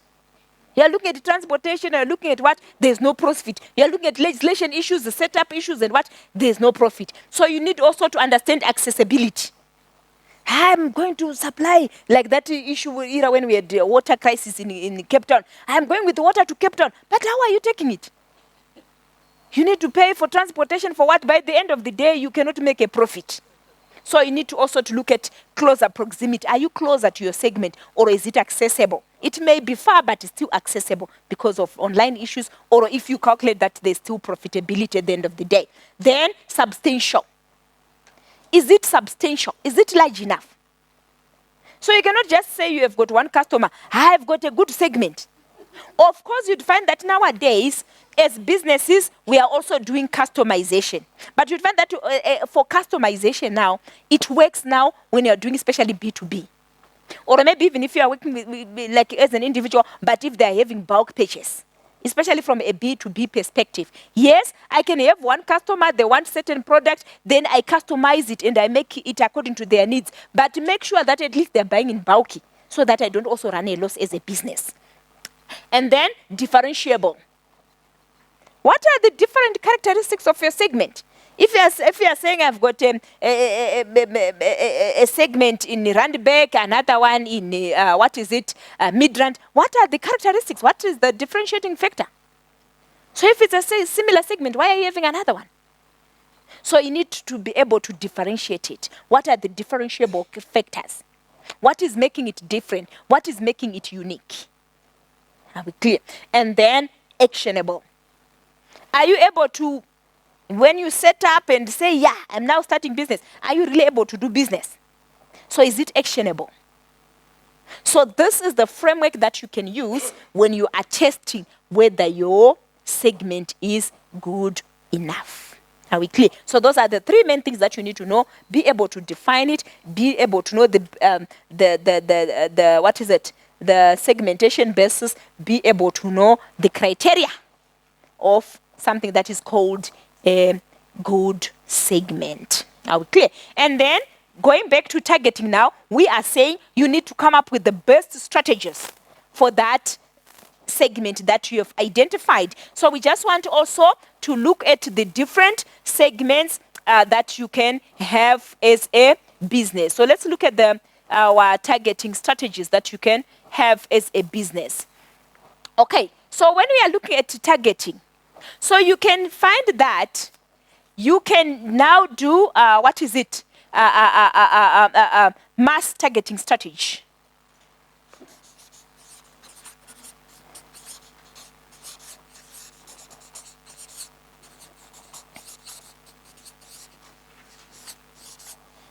Okay, so you'd find now this is the one size fit all. Like from the Chinese industry, you'd find that the dress can fit my size, can fit someone smaller than me, can fit someone bigger than me. That's the mass targeting. Okay, so when you're using the mass targeting strategy, there is no differentiation. So it means now what you do for segment A, you do it for segment B. So whether I have divided my market according to location, according to demographics, according to psychographics, I'm going to do now mass targeting strategy. So the mass targeting strategy now, you are using a similar or a uniform strategy for the entire market. So what I do in segment A, I do the same in segment B, I do the same in segment C. So it find that even quality, maybe I'm having the same quality, price, I'm having the same price, I'm having the same what. So it's one size fit all. Or all my strategies are the same for all the different segments that I'm going to be working with. And then I can also have a concentrated targeting strategy.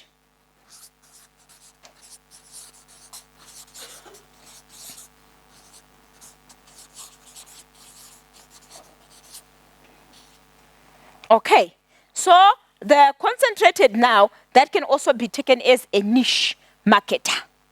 So you'd find that you are going now to use a niche to be like a niche marketer or a concentrated strategy. You are now differentiating or you are using the different strategies for different segments.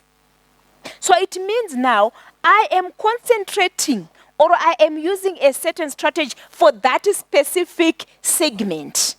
So it means now, even if I have divided, let's say, my markets according to location, I will say, no. When I go to Sentin, the perception is people have got money. They are willing to pay. So I can go with a high price. So I can go with a high quality, high price.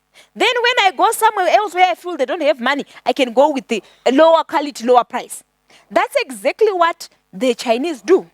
You'd find that they are the ones that make the best or one of the best, quality when it comes to clothes or whatever they are making.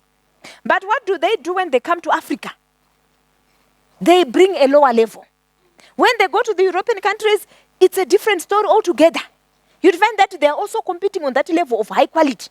But when they come here, their perception is, in Africa, we don't have money. So you'd find that they bring in the lower level.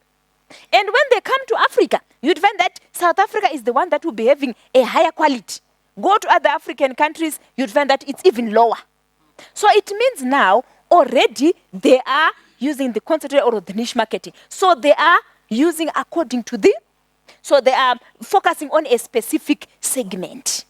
So we can say now, when I'm focusing on this segment that I perceive they've got money, I can use, or I can actually be able to get higher prices. So with a niche marketer or a concentrated marketer, normally you are concentrating on a smaller, specific, profitable market. Normally with the concentrated marketing or niche marketing, or which is also called the focus strategy.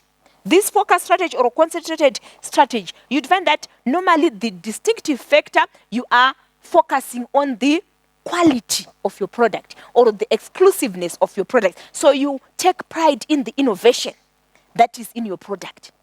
For example, looking at the Apple products, they are very nice, they're very expensive, but are we all able to own an iPhone? Fewer people are able to do that. So already they believe, yes, it's expensive, it's on the higher end, but they believe there's a certain segment that is willing to buy, that is can afford, that also has a certain status that they need to maintain. So this is the concentrated, you are focusing on a smaller profitable market. Normally, that market, you are looking at their affordability. You are also looking at the quality. It's a high quality here. And you are able to charge high pricing. So your pricing strategy here, you'd find that there will be premier pricing strategy or price skimming. So high prices here. And then you can also use the differentiation targeting strategy.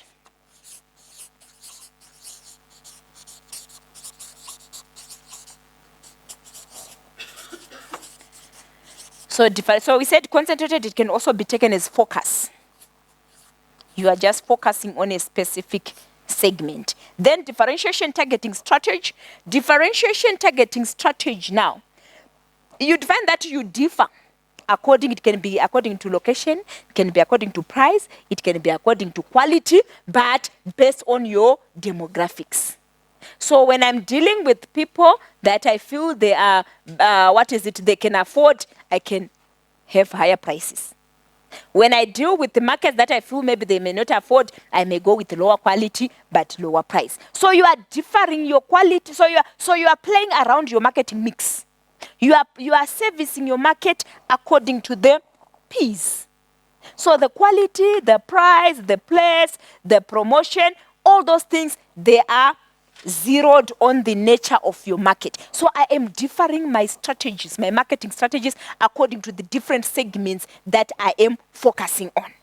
This one, concentrated, normally I just pick on one or so. But if you normally one, I pick on a segment that I focus on. Here, you can be having different segments, but those different markets, you vary your strategy. So you find quality may be different, price may be different, how you distribute it is different. So that's differentiation.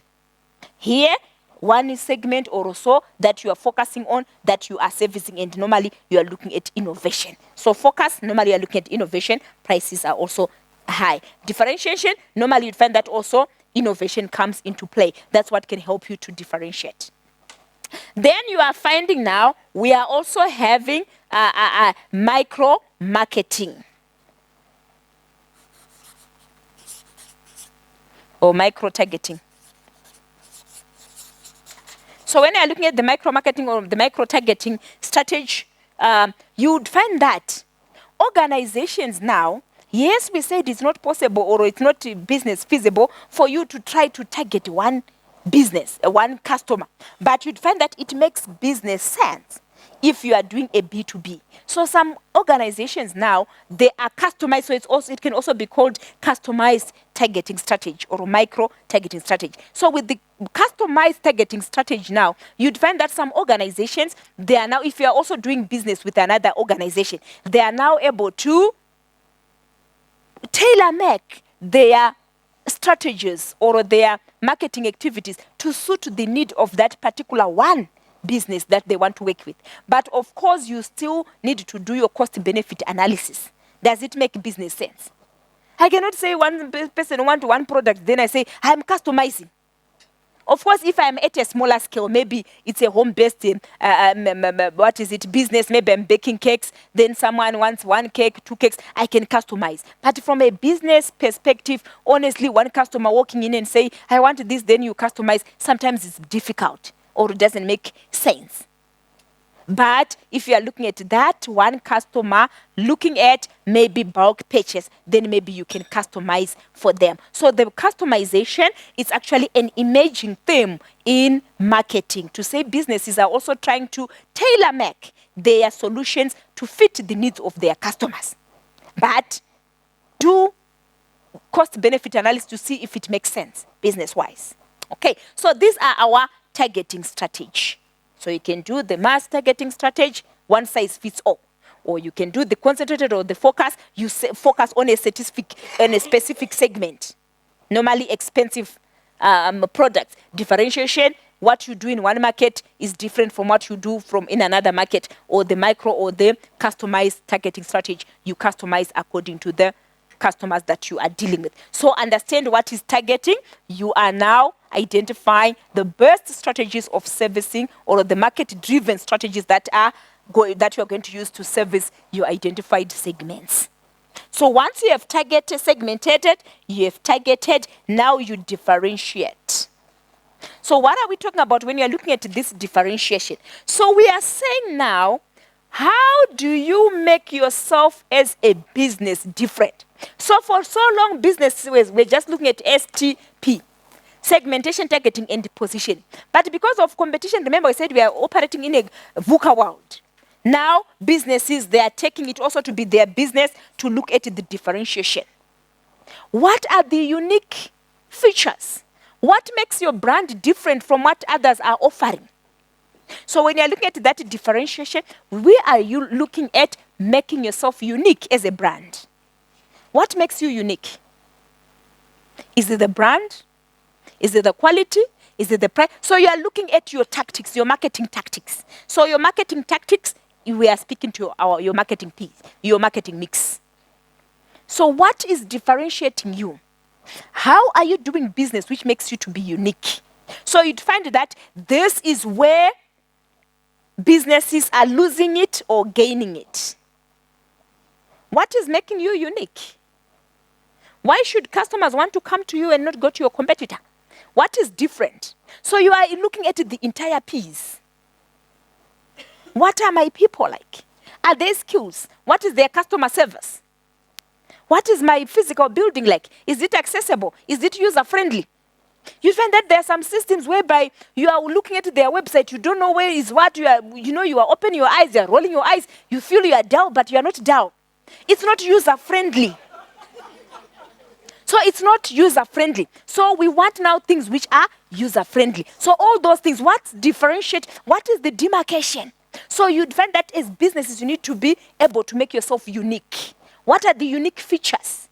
So you'd find that another area which is making businesses to be able to be differentiated is innovation. What innovation do you have as a business? Because already as customers from where they are sitting, they are already expecting innovation from you. They are already expecting new products from you, even if you don't have them. But they are expecting. Otherwise, they become bored with the existing one and they leave you. Are we clear? So even the product or the service may not change. But what are you doing to show that you are aligning yourself with technology? Are you still that shop that is like is still punching? What is the price? Okay. Well, how long are you going to take? Or you are also aligned with the time, you are just scanning quickly so that you service the customers. So that's the differentiation. What are the unique features? How are you making yourself different? Okay. And then lastly is positioning. So what is positioning? So when we are looking at positioning, guys, we are looking at the perceptions. So these are the opinions. It's not from your perspective. You'd find that positioning now is from the customer's perspective. What you can do as a business is to lay the foundation. But the one who is going to endorse the noise that you make is the customer.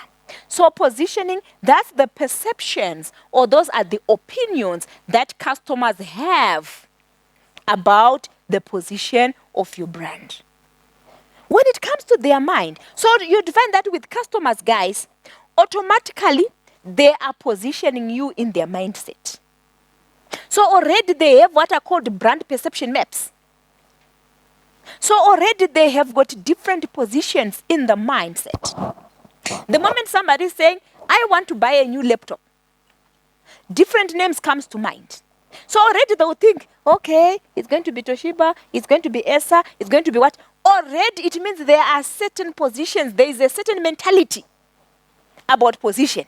But when they are positioning you now, when they're having these perceptions, so we are saying positioning is the perceptions that customers have about your position in the market space. But when they are putting you according to these positions, these customers, you would find that they are looking at things from different variables. So they will be positioning you according to the different variables, depending with what they are working with at that time. So you'd find that a customer may position you according to price and quality. So automatically, they are thinking of buying something. They will think about maybe price, they will think about quality, and then automatically they put you in a row. If they think or remember, we said need recognition, then information search, then evaluating alternatives. So when they are evaluating alternatives now, they are guided by the perceptions that they have about you as a brand. What comes to their mind when they think about you as a business? Let me, did I put a brand perception map? I didn't put a perception map. I didn't put a brand perception map. Okay. So when we are looking at a brand perception map, let me check if I can get one from you, Mojo. Let's go to page 106. 106. Are we there? Okay. So that is the brand perception. That is what is it? It's a positioning map, or what is also called a brand perception map. So it means now when the customer is looking at you, for example, looking at that page, already they are, so it's like they're already looking at, they already have a map in their mindset. So it will determine now, it will be determined now of what they are thinking about. So let's look at things. Let's look at variables. So let's look at price. Let's look at quality. High quality. Low quality. And then high price. And then low price. Okay. So let's say we are just looking from the retail industry's perspective, or let's say we are looking from the retail stores, looking from the grocery stores.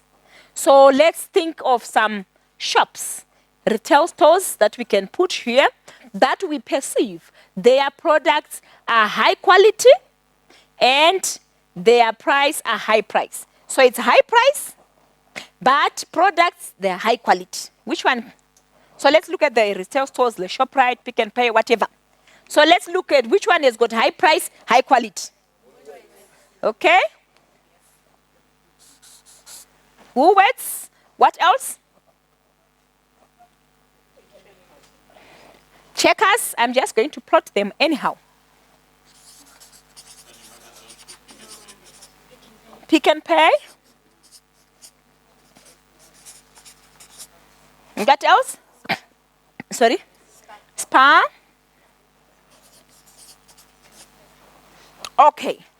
So we are saying these ones, it's high quality, high price. Are we together? All of those. Pick and Pay. Okay. Let's go to high price, low quality. Which one would you put in this paradigm? High price, but low quality. Spa. So Spa, I remove it there, I put it here. Which other one? High price, low quality. You can't think of anything else. Let's go to low quality, low price. Huh? Cambridge. Which other one? Low quality, low price. Low, low.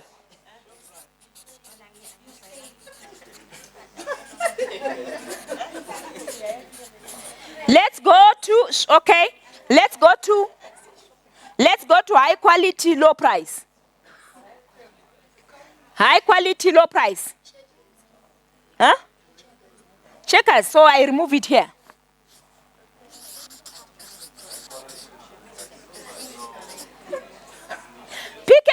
Are you saying Pick and Pay it's high quality, high price? No, it's not. Apart from Woolworths, which other one can I put here? In the food one, which one can I put here?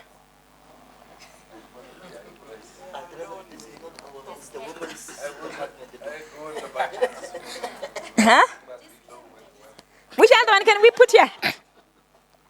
Okay, so this came. We look at the grocery side. The what is it? But they don't have really much. Okay, maybe for purposes of comparison of or what I just want to appraise, let's just look at this quadrant. then we see how the positioning map or the brand perception map works. So these things, guys, where are they happening? In the mindset of the customer. The customer will not come to you and tell you anything. It's all processed here. Remember that black box? We spoke about the black box. It's all in the black box. So already the moment they hear of a brand, depending with what they are looking for at that time, is it quality and price, automatically the customer lines you up in their mindset. So let's see how it works. Let's say, for example, all these guys, they were in this paradigm. So we are looking at high price and high quality. So these guys, already it's mathematical issues. If you run away from maths, it's coming again. 2, 3, 4, 5. Okay, so let's see, so that when you see them now, you understand what is happening. So for example, let's look at Woolworths to say what position is it given. So Woolworths is we are looking at 1, and we are looking at maybe 1.5. So it's here, so 1.5. And then we are looking, let's look at Pick and Pay. Pick and Pay, let's say we are here. So we are looking at Pick and Pay and here. So you need to understand where you are now. From here now, Woolworths and Pick and Pay, which one is of a higher position? Which one is of higher position from the map? It's Pick and Pay. Because you are looking at, as we go up, the values are increasing. As we go across, the values are increasing. So you'd find that Pick and Pay is of higher value.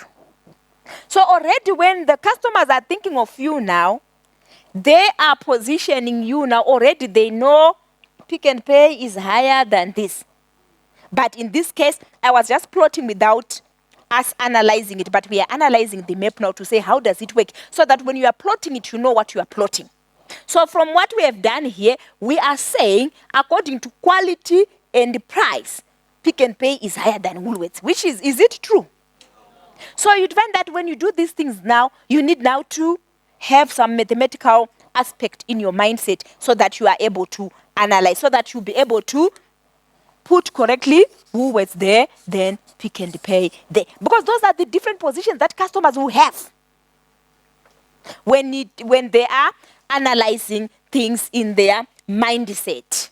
Are we clear? And then we are here now. Let's look at the negative side. So here it's minus 1, minus 2, minus 3. Minus 1, minus 2, minus 3, minus 4. Okay, let's look at Cambridge. So Cambridge, we can say it's minus 2, minus 2. Let's look at USAFE. Let's look at ShopRite. ShopRite, minus 4, minus 3. Which one is of higher value? So here, it's minus 2, minus 2. Here, minus 4, minus 3, minus 4. Which one is of higher value? Cambridge. So when it goes to the minus, it's vice versa. Remember, the bigger the number, when you are looking at minus, the smaller the number. So this one, minus 2, is bigger than minus 4. Because we are saying 0 is bigger than all these numbers. So the one which is closer to 0 is bigger. So when it comes here, the story has changed. It means now this one closer to the 0 is higher than this one. But when we are here, it's different. This one is lower than the one which is here. So you need to understand those now so that if you are plotting something, it makes sense to you. So you need to be having that mathematical framework in your mindset. So these are the positioning maps or the brand perception map. So in short, we are saying when customers think of you guys, they automatically start positioning you, depending with what they value. Is it price? Is it quality? What are they valuing? Is it accessibility? So you'd find that the customer is projected to variables. So they'll be having 2 variables that they are working with. So when we are having those customers saying, Nike is a strong brand, it's a good brand, why are they saying that? Already there are things that they are looking at. Maybe they are looking at the quality and the price. So that's what we must always be mindful of as a business. Ours is to project or to present our market offering So that when the customers now are doing their position, we are also able to get a better position. Yes, we can say we are a market leader, but is it in alignment with what customers are viewing us? So what we are saying should be aligned to what the customers are saying about us. Many are times that we brag that we are a market leader, yet according to the customers, we are actually a follower. So there is an alignment. So in short, we are saying let's be ethical. Let's live to our story. If we are saying we are a market leader, are we really doing things for a market leader? So that the customer can endorse, because the endorsement comes from the customer. So we are saying positioning, those are the perceptions that the customers have about our position. Okay, all right. Maybe to just highlight also, when you are segmenting the steps that you follow, we are saying select the category. So you need to understand the category that you'll be using in selecting, and then identify the needs of your customer, and then choose the segmentation best. So that's what we're talking about, to say how do you segment now. So the most important thing I said, be able to identify or to define segmentation. Be able to understand the segmentation basis, and then be able to understand the framework or the criteria of a good segment. That one which we say the master. So in marketing, it's all about having your own acronyms so that you remember these things. So you never go and Google and say, I'm looking for master. You will not find it. It's the acronym that you need to also have your own acronym, okay? And then we are saying select the descriptors. You need to have the characteristics of the different segments. Yes, I've segmented according to geographical areas, but what characteristics in the geographical area am I interested in? And then profile the segment. You need to now have a concrete segment, and identify the dimensions of that segment before you eventually, target. So this is what is very important in that chapter, to say we understand the principles of STDP. So this is what you should be able to sit down and do. Okay, this chapter, what am I going to do? I need to know about segmentation. What am I going to do? I need to be able to define. I need to know how to put the different sectors. I need to know the criteria. Targeting, what am I doing? What is targeting now? It needs to follow segmentation. You cannot say I target, then I segment. How do you do that? You segment, then you target. So you find that this is like in order. So how am I targeting? You need to know about the targeting strategy. What is targeting? What are the targeting strategies? So that as a business, you know which strategy works for you and which strategy works for the segment that you have identified. Then you need to know also about the differentiation issues, to say what is differentiation? It's having unique features about my product, about my service. Why is it important? And then finally, positioning. You need to know that because it has got a repercussion on your brand as an organization. So guys, this is what we wanted to today. Then next week we are looking at the last chapters. So you'd find that those ones we are just mainly looking at we are now looking at the P's. So you'd find that we have been laying the foundations. So now we are going to look at them. We are going to look at the P's for our for our thing. So I want you to start working on the assignment. Let me just see what you can start doing so long. So this is now higher education, guys. For those who are doing this for the first time, there's no spoon feeding. It's survival of the fittest. So you don't wait to say, wait, she will do it. I will not do anything. This is your qualification. I worked for it. You must work for yours. Okay, so let's look at number one. So number one, they are saying, write your own definition of marketing using at least 3 sources, properly reference, ensure that it identifies the 3 basic purposes of marketing. So they are saying they need you to articulate what is marketing. So you need to speak to different authors according to so and so. So we will talk about referencing when we finish next week. So we don't want everything according to what? So we need variation. Even your assignment, there should be variation. So we'll show you how to do that. They should be interesting, okay? So you write your definitions from 3 people, but also close in from your understanding. What do you think it is? And then the what is it? They want you to write in your own way, and at least 3 sources. Yeah, you need to also to articulate from 3 different people to say what are they saying, and then zero down what are you saying as an individual. Because when you are writing an assignment, you are an active participant. You are not a spectator. They say, what are you saying? You are also active, okay? And then you are guided by marks. It's 10 marks. And then they also want you to be speaking to those basic issues that we said they're important in any marketing definition, to say those 3 things that we said they're important. You need also to speak to them to say any definition for marketing. It needs actually to articulate the following basic criteria. Those you find them when you read properly. And then identify at least 4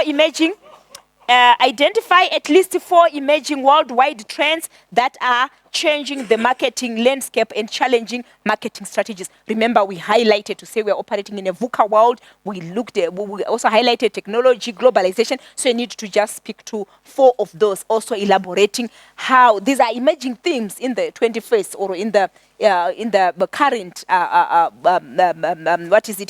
that we are in. So speak to those, identify any 4 trends, and then you also elaborate them.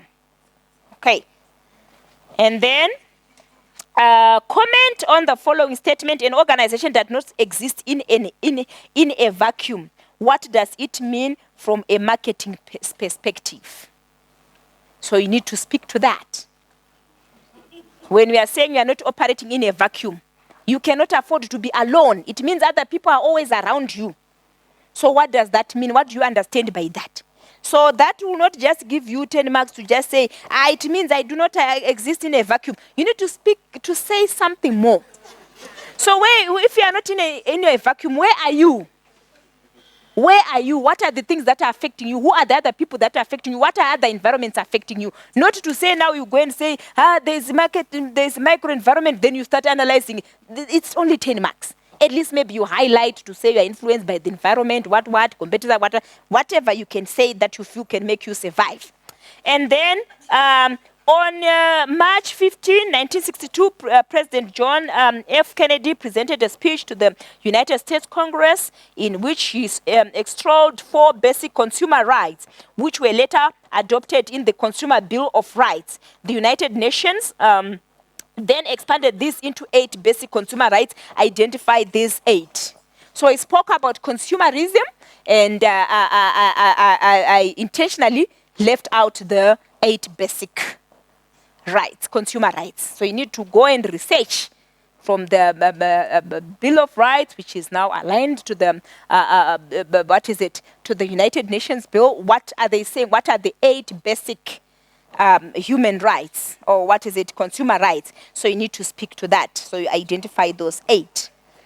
And then what is meant by the term marketing myopia?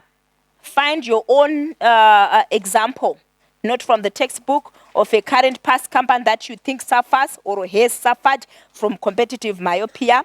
Motivate why you choose this company as an example. So you need to speak to the concept of marketing myopia. What are you doing? If as a business, if you are looking at things from a marketing myopia perspective, you also allude to an organization that has gone, or that you know that it has been, maybe from your perspective, has been doing marketing myopia or has suffered from competitive myopia, and how did it affect the business. This is very simple. I don't think this is for you guys.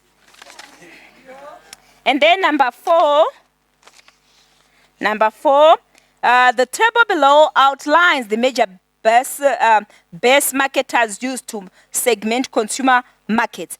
But beware, the list has been scrambled, so you have to rewrite the correct variables next to each. So those are jumbled up. So for example, we are saying behaviorals, we are saying the variables are nations, regions, states, province. That's not correct. You need to align now to say when it's behavioral, which one is corresponding to that. Is it the occasion? Is it the age? Is it, you find the one which is matching. So you find that when you write behavioral, you go and choose which variable is aligned, because they are mixed up. Are we clear? Yes. Then next week now, we look at 5.1 up to the end. So already, what is the meaning? It means that now you don't have time to waste.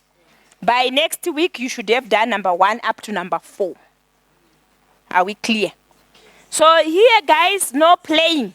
You need to make sure that you work. So when you are looking also at your assignment, let me just highlight so that as you start, you are also geared to doing that. So your assignment, guys, when they are being marked, assignment, this is the structure. All assignment should have, cover page. So you should have a cover page. So a cover page, that is the first page for your assignment. It should have your name, the module, the number of pages, all that information. Sometimes you find that students can also put their authenticity on there. There's sometimes a section there where you need to sign. But this is your information now. At least in your things, your assignment should have a cover page. And then you have the contents page. Your contents page now, you need now to write contents page. So this is on a different page. You don't write cover page. We just see name, module, number of letters, what. Not to write now cover page. I already know cover page when I see that. Then here, you write contents page. Under contents page, you can write contents page, or then you write content, then you write page.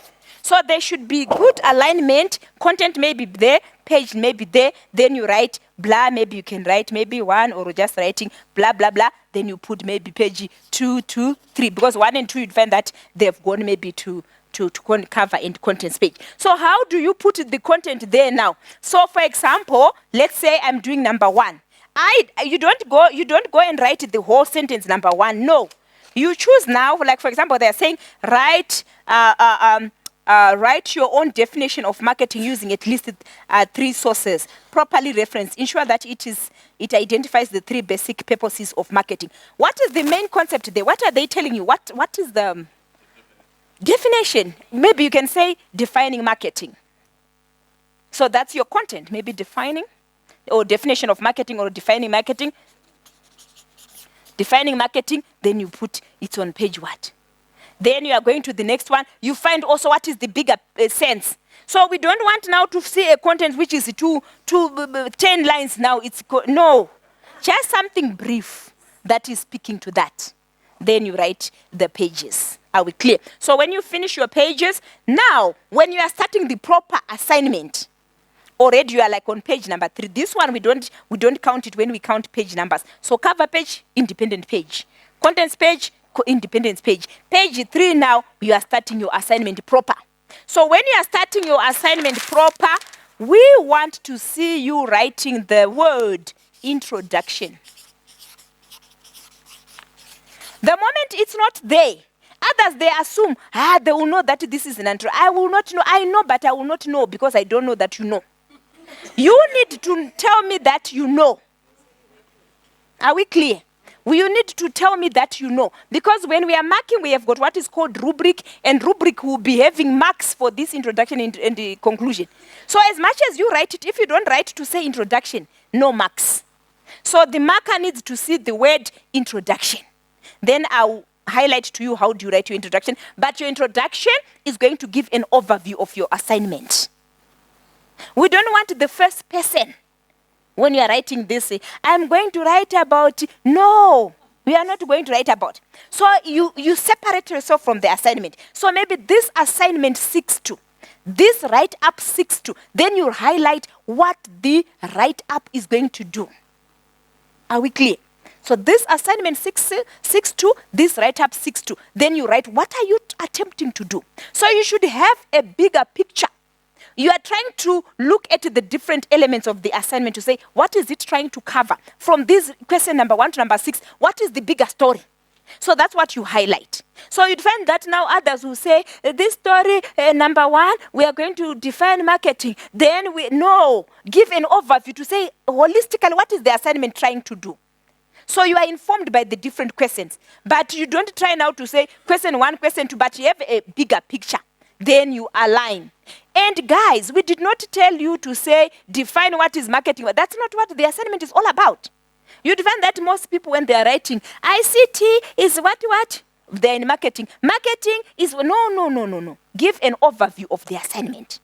What are all the questions saying? So that's your introduction. So you're giving an overview. This assignment seeks to, then you elaborate. What are you seeking to do? What is the assignment trying to do? You are informed by the different questions. But don't be tempted to try to cover all the questions because sometimes it's not possible. Just give an overview. When you finish introduction now, you start the assignment. You'd find that others, they now write body. We used to do that when you're writing assignment. But now here we no longer write body. When I finish introduction, automatically I write question. Maybe I've got 1.1. Then I start answering. Then maybe I've got question 2.2, question 1.2, then I answer. Because now in the marking grid, there are different sections, guys, for these things. So now if you just write as a story from here, then you write body. What is this body? Is it 1.1? Is it 1? What is this? So there are no marks for you.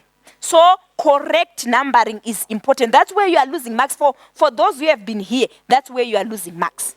Then when you finish now, when you have finished, you will write the word conclusion.